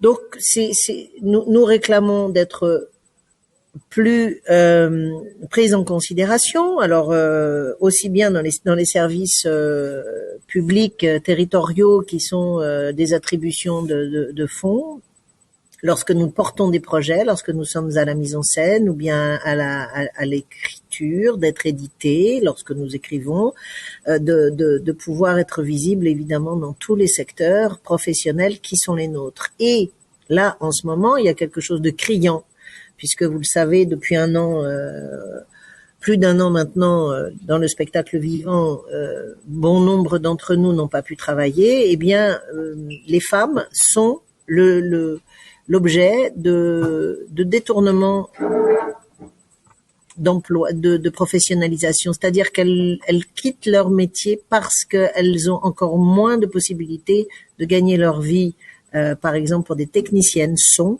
alors que nous en manquons. Les femmes dans la technique sont peu nombreuses en vérité. On commençait tout juste un peu à avoir un peu de féminin dans les équipes, et là elles sont obligées de repartir sur des chemins de formation différents parce qu'elles ne peuvent plus nourrir leur famille, tout simplement. Parce qu'il y a beaucoup de foyers monoparentaux, je ne sais pas si on en a parlé aussi, je suppose, mais dans ces métiers-là aussi. Et nous voyons avec la situation faite à la culture actuellement, enfin tout du moins au spectacle vivant, devant des cas de figure extrêmement complexe quand vous savez que des femmes enceintes n'ont pas d'indemnité journalière parce qu'elles n'ont pas pu travailler suffisamment d'heures. Ça, ce sont aussi des problématiques qui sont strictement féminines, une grossesse dont on ne prend pas la mesure. Et je pense que c'est à l'aune de cet exemple, par exemple, c'est la même chose pour tous les autres exemples, c'est-à-dire l'emploi, la reconnaissance, les stéréotypes, les cases dans lesquelles on voudrait nous mettre aussi par rapport au physique, à l'âge, à ci, à là, au reste. Voilà. Donc c'est un combat de tous les instants. On gagne un peu. On a vu Balance ton port, on a vu MeToo, on a vu tous ces mouvements qui nous ont quand même permis de dénoncer des choses, mais pour autant, quid de la justice et qu'est-ce qu'il en est véritablement ensuite de la réparation? Voilà, enfin, je veux pas m'étendre trop dans ces sujets, mais c'est tellement vaste. Oui.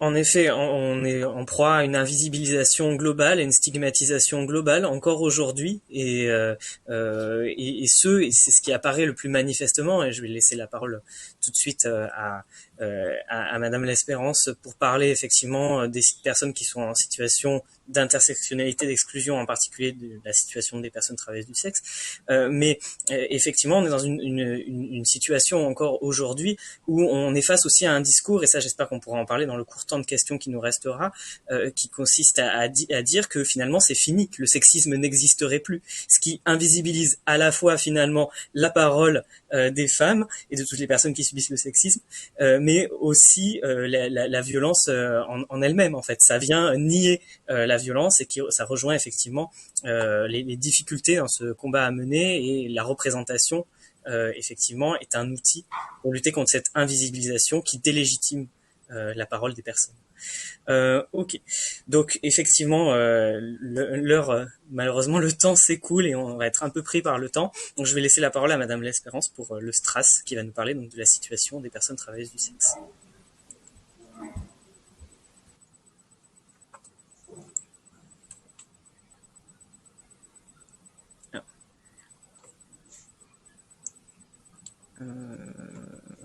Alors, il faudrait trouver un moyen de rétablir le micro.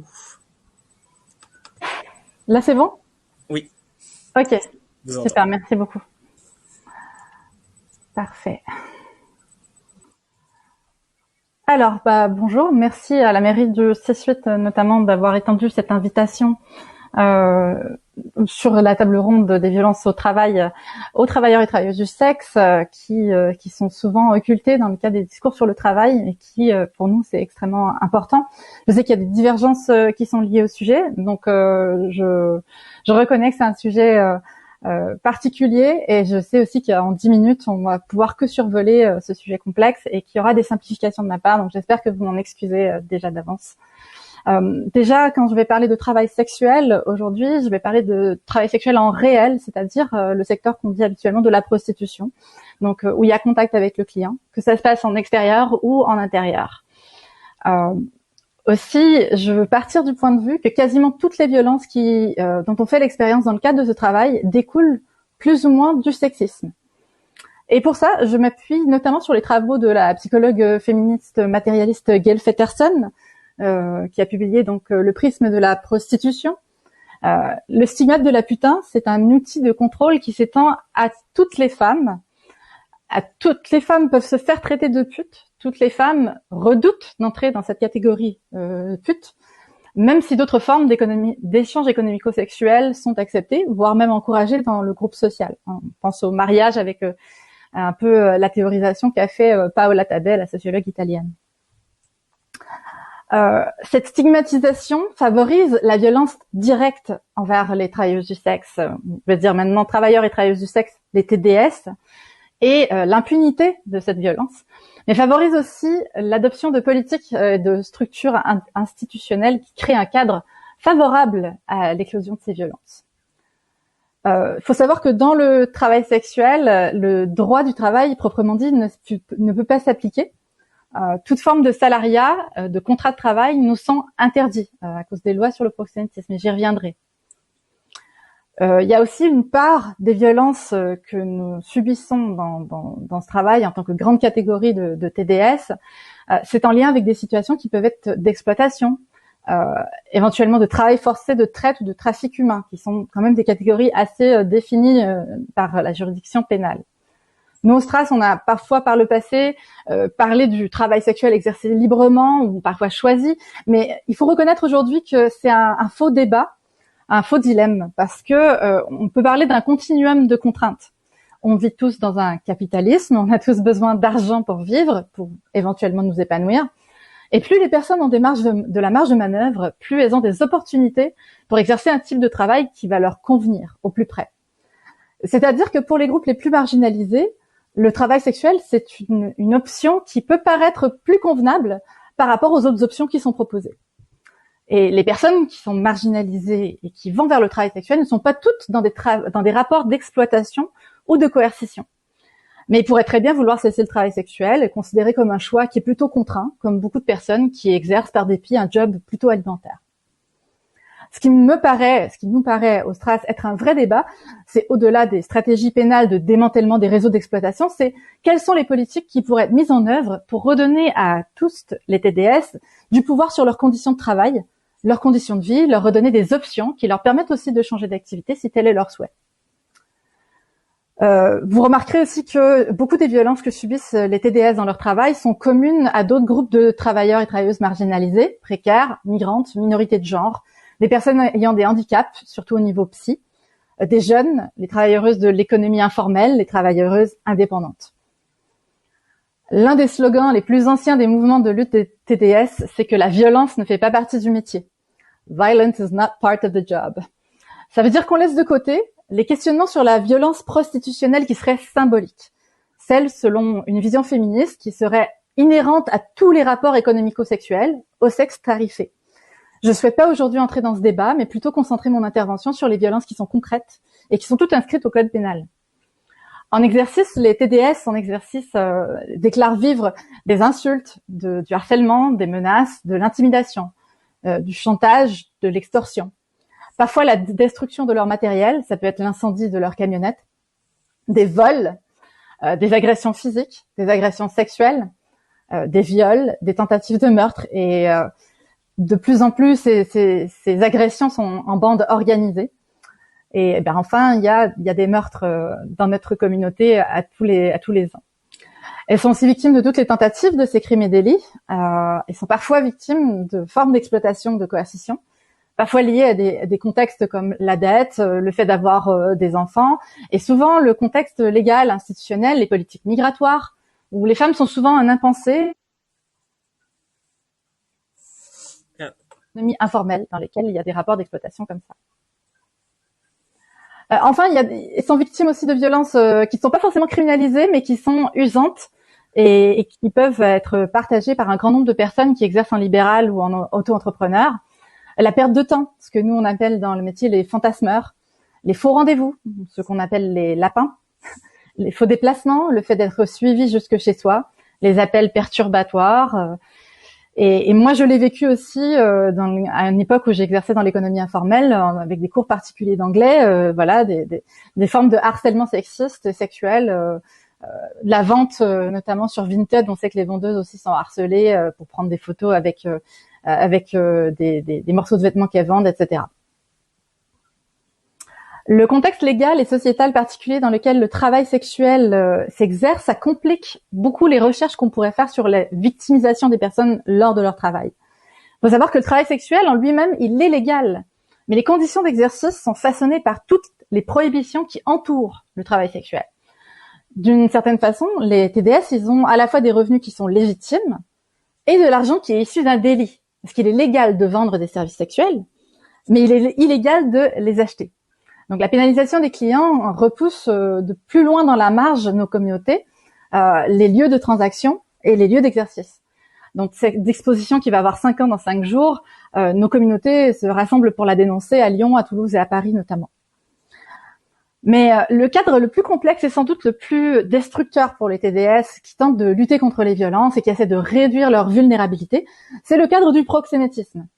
Alors si je vous parle de proxénétisme, à moins d'être versé en droit pénal ou d'être déjà très informé sur le cadre légal de la prostitution, vous imaginerez un homme brutal, probablement étranger ou racisé, probablement en lien avec un réseau de traite des êtres humains qui exerce une violence, un contrôle extrême sur une prostituée étrangère de rue ou dans de sombres appartements.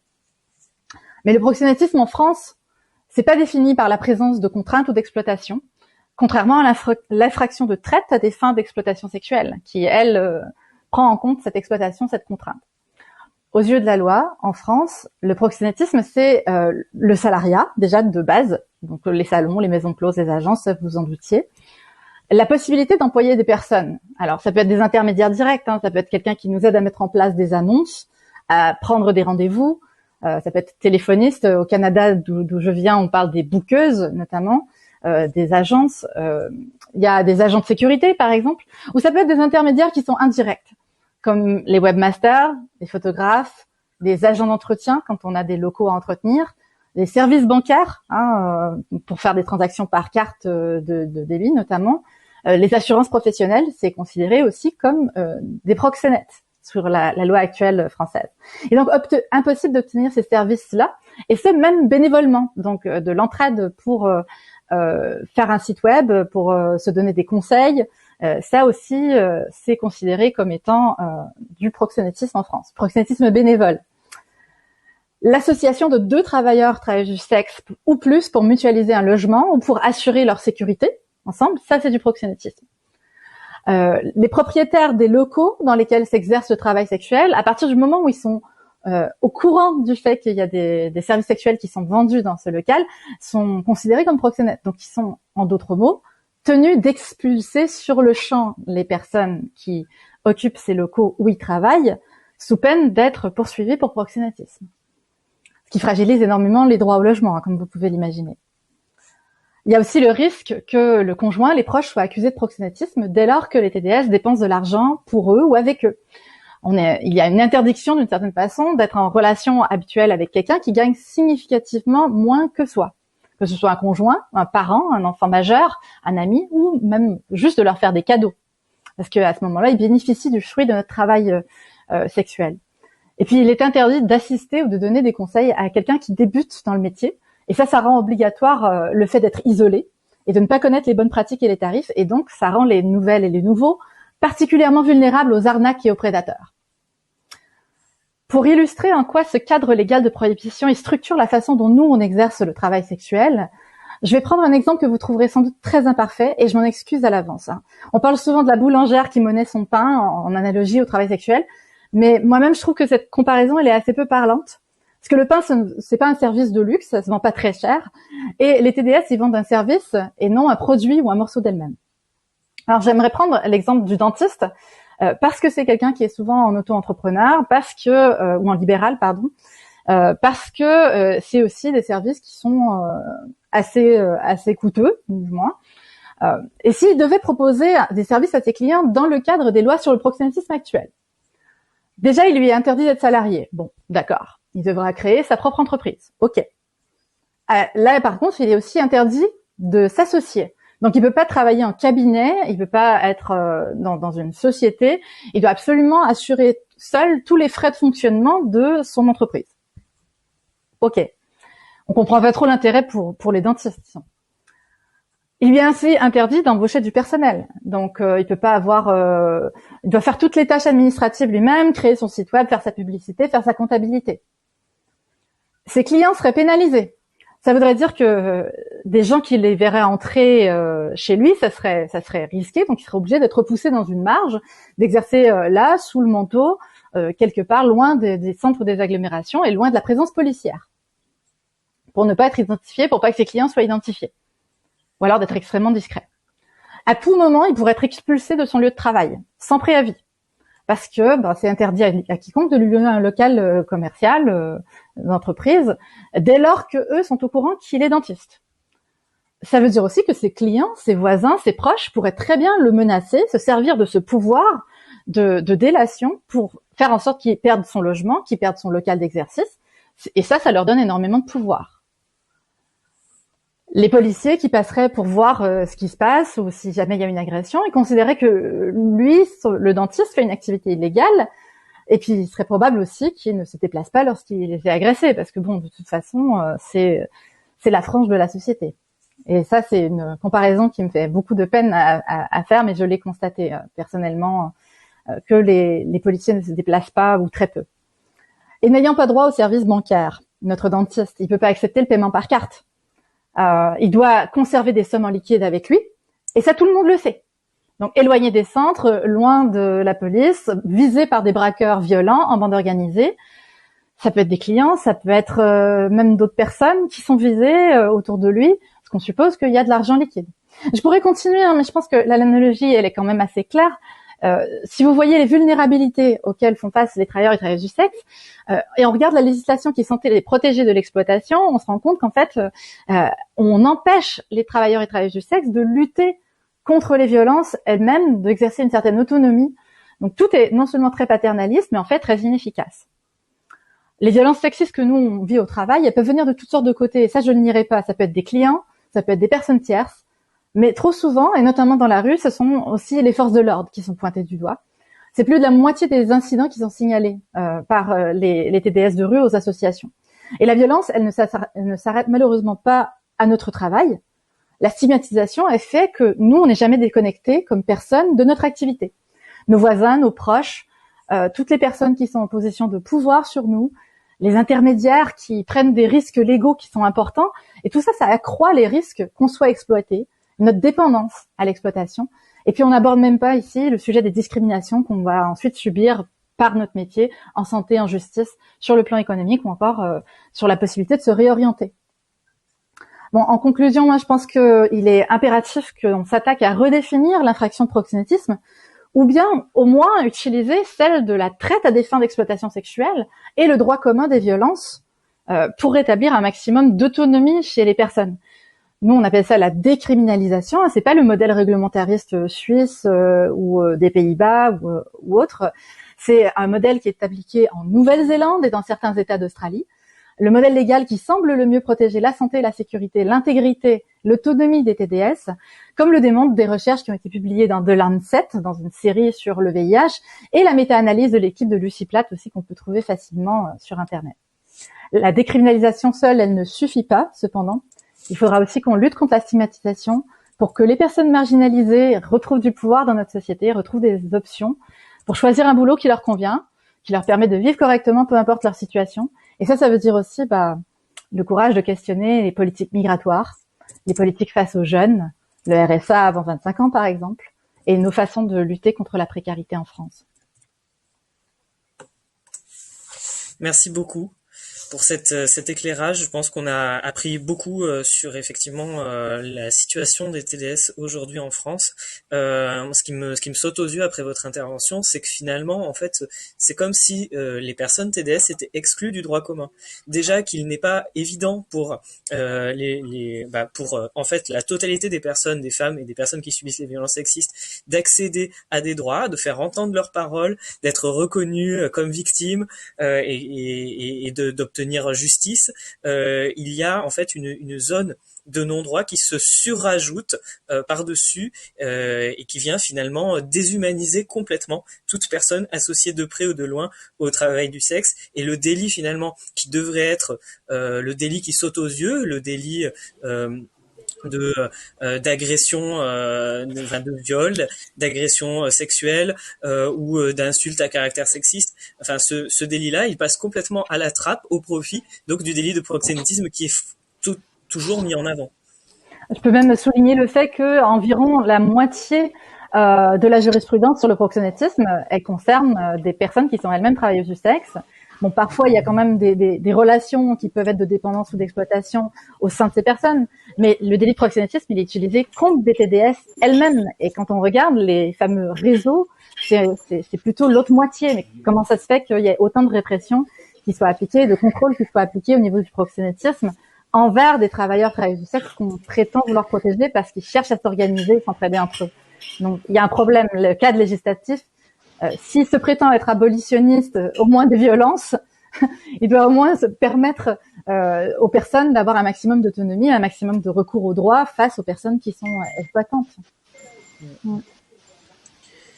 On va maintenant consacrer un petit peu de temps, alors pas beaucoup, je pense, un petit quart d'heure si ça vous convient, aux questions.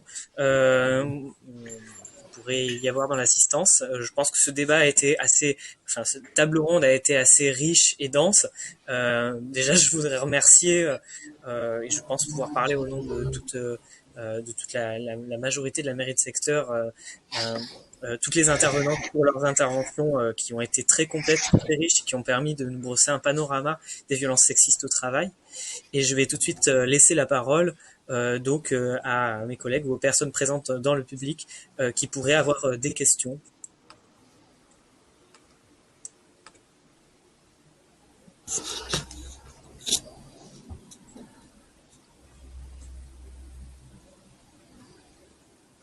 Pauline, est-ce que tu cherches à prendre la parole parce que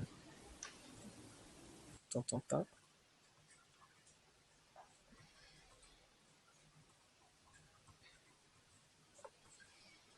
D'accord.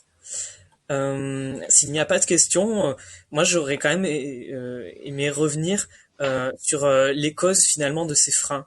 La lutte féministe, elle ne date pas d'hier. Ce sont des sujets dont on aborde de plus en plus.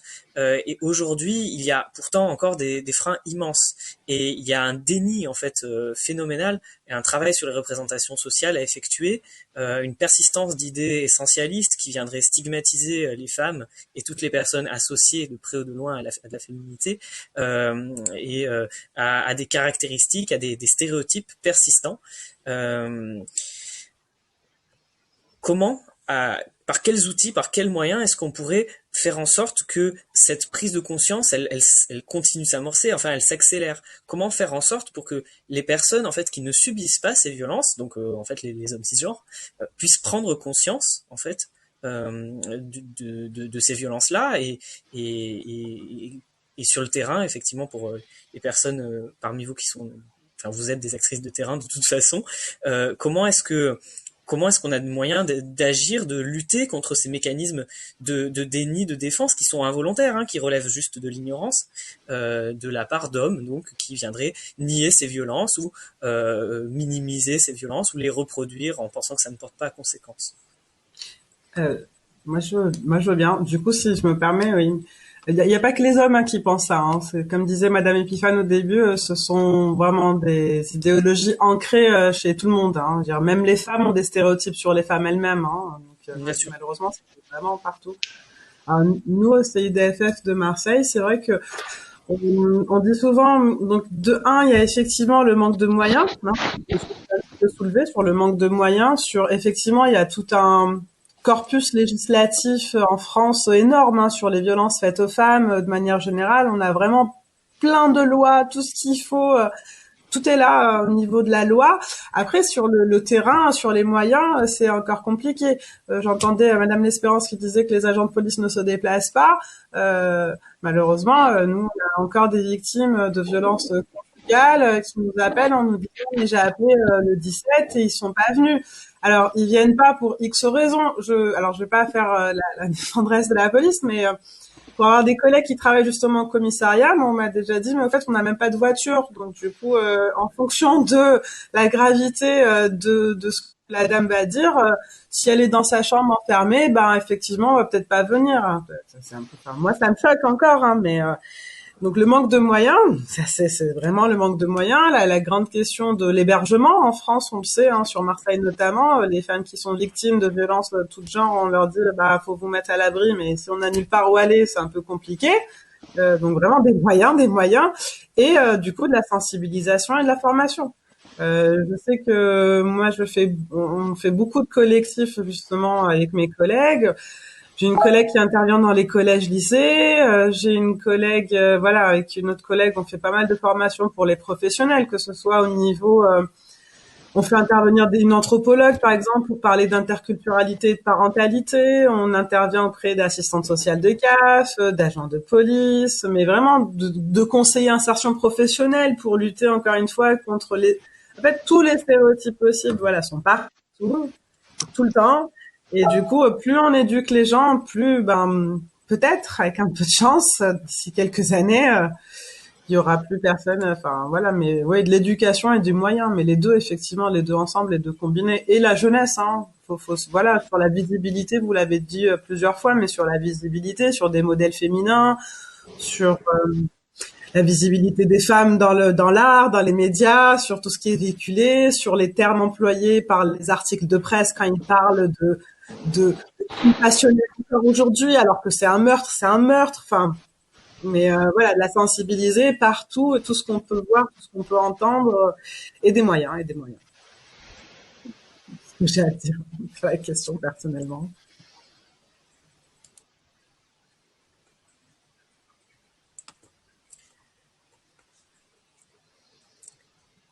Quelqu'un d'autre peut-être pour rebondir sur Oui, cette... j'interviens. Je suis encore là. Du coup, j'ai arrêté la caméra parce que j'ai mangé pendant ce temps-là, en fait. Parce qu'on a une AG tout de suite après. On saute d'un truc à l'autre. Oui, l'éducation, évidemment. Moi, c'est ce que j'avais envie de dire tout de suite. C'est-à-dire que les jeunes générations, il faut absolument les déformater. Voilà.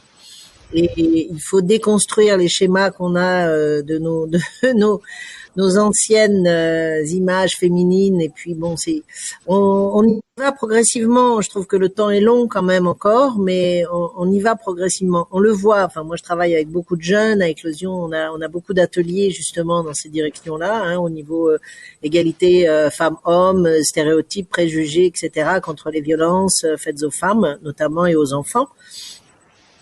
Et on voit quand même que les préoccupations se font jour véritablement pour avoir d'autres paradigmes que ceux qui nous sont offerts là actuellement, et ces images un peu obsolètes des femmes qui seraient à un endroit auquel on pourrait les laisser, hein, comme des belles potiches sans aucun accès à la pensée ou aux réalisations. On prend nos destins en main. Je crois qu'il y a quelque chose de cet ordre-là, et aussi bien les jeunes filles que les jeunes garçons. C'est-à-dire que les jeunes garçons, parce que c'est important, il est évident que comme on le dit très justement, n'écoute pas ce que je dis, regarde ce que je fais. Il faut aussi des actes, c'est-à-dire que les adultes que nous sommes doivent effectivement être en concordance avec ce que nous prônons, mais le faire surtout, c'est-à-dire avoir des habitudes de vie qui sont beaucoup plus égalitaires, mais dans tous les couples, que ce soit, de parentaux, quels qu'ils soient, mais qui est véritablement une infusion de gestes, de choses, de partage de tâches, de charge mentale qui soit bien partagée, etc. Enfin, il y a tout ça aussi, et tout ce qu'on peut retrouver aussi dans le cadre scolaire, parce qu'on le voit, les manuels scolaires, on a tendance à faire disparaître des pans entiers de ce que le féminin a pu produire. Ça aussi, il faut s'élever contre ça, et on le fait. Là, on a aussi un prix, notamment un prix de cinéma féminin, Alice Guy, depuis 3 ans seulement, parce qu'Alice Guy était la véritable pionnière de la réalisation cinématographique, bien avant les frères Lumière. C'est elle qui a fait les premiers films, et qui le sait. Et là, on met en exergue justement tous ces personnages féminins qui ont été à l'origine de bon nombre de nos habitudes actuelles et de nos inventions qui ont été spoliés parce que nommés par des hommes, parce qu'à l'époque on ne nommait pas les femmes. Donc tout ça commence à changer, mais franchement ça met un temps fou, quoi. Et Françoise Héritier le disait, moi j'aime beaucoup la citer parce que c'est une femme qui est extraordinaire, enfin qui pour moi a été aussi une mentor, mais elle le disait, il va falloir attendre au moins dans nos sociétés dites évoluées 500 ans avant d'avoir véritablement l'égalité. Et dans d'autres pays plus lointains ou plus culturellement patriarcaux encore, il faudrait attendre 2500 ans. Ça fait peur quand même. Ça fait peur. Donc, mais on y travaille, on y croit, parce que nous sommes dans une génération qui avons, quand je parle de la mienne, un entre-deux. C'est-à-dire qu'on est sorti de quelque chose pour aller vers quelque chose, et là on voit quand même qu'il y a du mieux. Et moi je suis ravie de travailler avec des jeunes justement, que ce soit au niveau théâtre, spectacle vivant ou cinéma. On voit vraiment qu'il y a une évolution quand même des pensées, et ça c'est essentiel. Mais l'éducation et le dire, le faire, voilà, et la monstration, comme on dit. Oui, effectivement, avec cette idée, Alexandra, peut-être tu voulais réagir? Non. Pourquoi? Non, j'écoutais avec attention. Non, désolée. Non, effectivement, moi, en vous écoutant, ce qui me vient, c'est que effectivement, on a ce besoin que les personnes, les femmes, reprennent une place de sujet. Elles sont dans la représentation populaire, et ce qui est véhiculé par la culture patriarcale et sexiste, réduite à une place d'objet. Et en fait, c'est par cette autonomisation, par cette relégitimation, qu'on va pouvoir à la fois les faire plus accéder à l'espace de parole, qu'on va avoir des modèles et qu'on va pouvoir faire changer les mentalités, et éviter effectivement cette autocensure qui empêche l'accès aux droits et qui empêche finalement, qui maintient ce statu quo et ces violences en l'état. J'ai l'impression que ce que tu dis, Lee, c'est exacerbé fois 1000, fois 1 million pour les travailleurs et travailleuses du sexe. Parce que on se retrouve, on est une espèce de miroir des relations genrées et du sexisme, qui au final, dès lors qu'il y a des avancées, il y a forcément moins de stigmatisation sur les travailleuses du sexe, mais elles ont été pendant longtemps un impensé du féminisme en tant que sujet. On les voyait beaucoup plus comme un objet à défendre, comme un objet contre lequel lutter, contre des personnes qui sont sans voix. Ou comme des personnes qui ont une voix uniquement une fois qu'elles ont cessé d'exercer. Alors qu'en fait, la diversité des vécus, elle est extrêmement importante, et que la parole, elle est importante dès lors que les gens s'auto-organisent également pour améliorer leur situation. Et donc, je remercie beaucoup toutes les personnes qui luttent contre le sexisme, parce que je sais que ça nous fera avancer, nous, notre situation des travailleurs et travailleuses du sexe. On vivra moins ce sexisme aussi et ces violences, mais je suis un peu comme celle d'une génération d'avant qui attend que ce changement, comme disait Catherine, qu'elle a peut-être pu voir, mais moi j'attends de pouvoir le voir. C'est vrai que depuis 75, il y a une parole au moins qui est reconnue comme étant existante, ça a démarré à Lyon en France, ce mouvement de lutte international, mais il y a des tournants, il y a des avancées qui sont des petits pas, comme on disait. Celle, par exemple, la montée du féminisme intersectionnel qui valorise extrêmement la parole des personnes des premières concernées. Ça, pour nous, c'est un brin d'espoir, et en espérant que nos enjeux ne deviennent plus au moins des enjeux de vie ou de mort.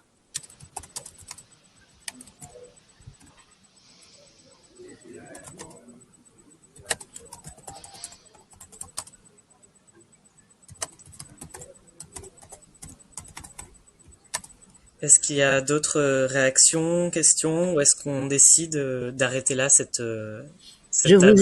Je vous ai mis un petit mémo pour le spectacle que nous sommes en train de créer justement sur la mémoire des femmes avec Éclosion 13, toutes les femmes qui nous ont construites et qui nous ont guidées.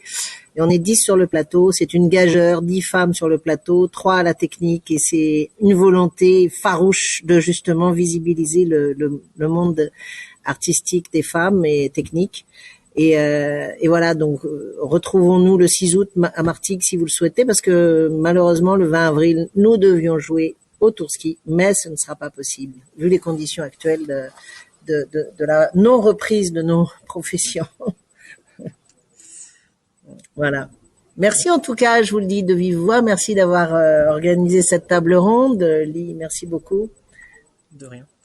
Je pense que c'était très important. Ce sont encore des sujets effectivement dont on parle extrêmement peu. On a pu voir pourquoi lors de cette présentation, et nous nous battons ensemble pour faire en sorte que tout cela évolue, puisque effectivement. Et vous êtes invité au théâtre du Merlan occupé quand vous le souhaitez. On est là tous les jours, jour et nuit, et jusqu'à encore fort longtemps. Venez nous faire un petit coucou, il n'y a aucun problème. Venez en tant que public, en tant que personne intéressée à des débats que nous soulevons justement de toutes ces préoccupations. Avec plaisir, en tout cas. En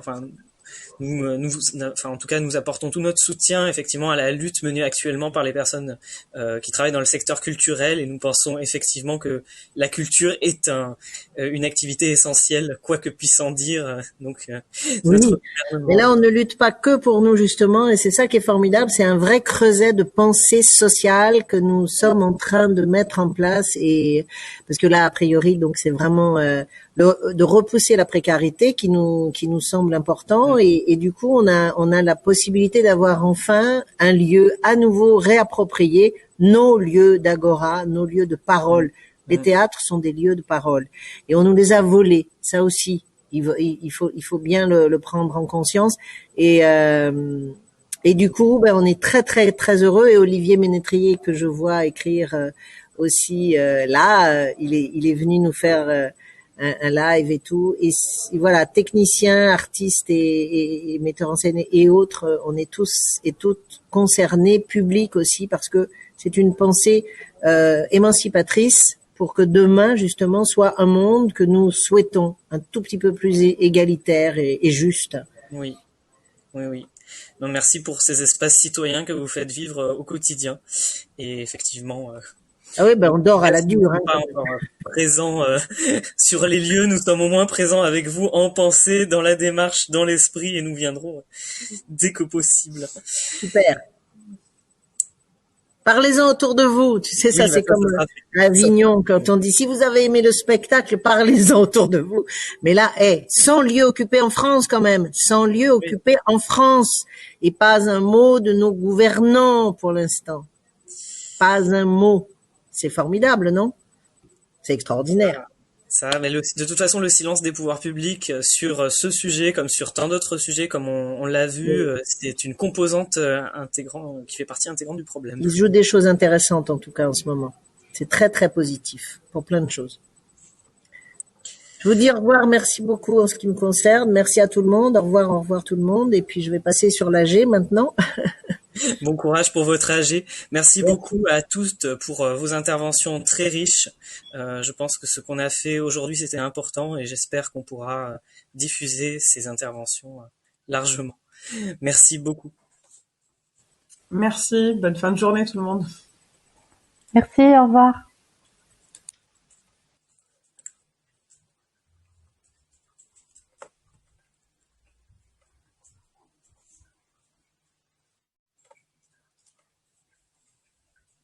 Ok.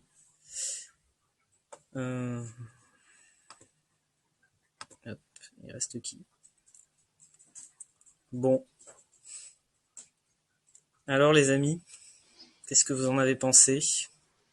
Bah écoute, très bien, avec la difficulté d'une table ronde comme ça, organisée, tu vois, complètement en distanciel. Mais j'ai trouvé ça très bien. l'intervention de la jeune fille était à mon avis importante parce que ce que ça révèle, hein, y compris dans sa difficulté à parler, c'est que je pense que même lorsqu'il y a eu reconnaissance, ou même lorsque la personne a fait un pas pour dénoncer, on voit bien que la destruction psychique et la réparation est très très longue, et que ça, c'est aussi quelque chose peut-être sur lequel il faut travailler. Évidemment, il y a le travail essentiel d'écoute et de croire la parole des personnes qui sont victimes de violences. Mais après, il y a tout le reste qu'on ne dit pas assez, c'est-à-dire ce processus de réparation qui est très difficile, très très difficile, et qui met souvent en cause, c'est vrai, Lien, tu le sais, hein, le regard social en fait sur ce que tu as vécu, la culpabilisation, tu l'as peut-être un peu cherché, enfin bon. Ouais.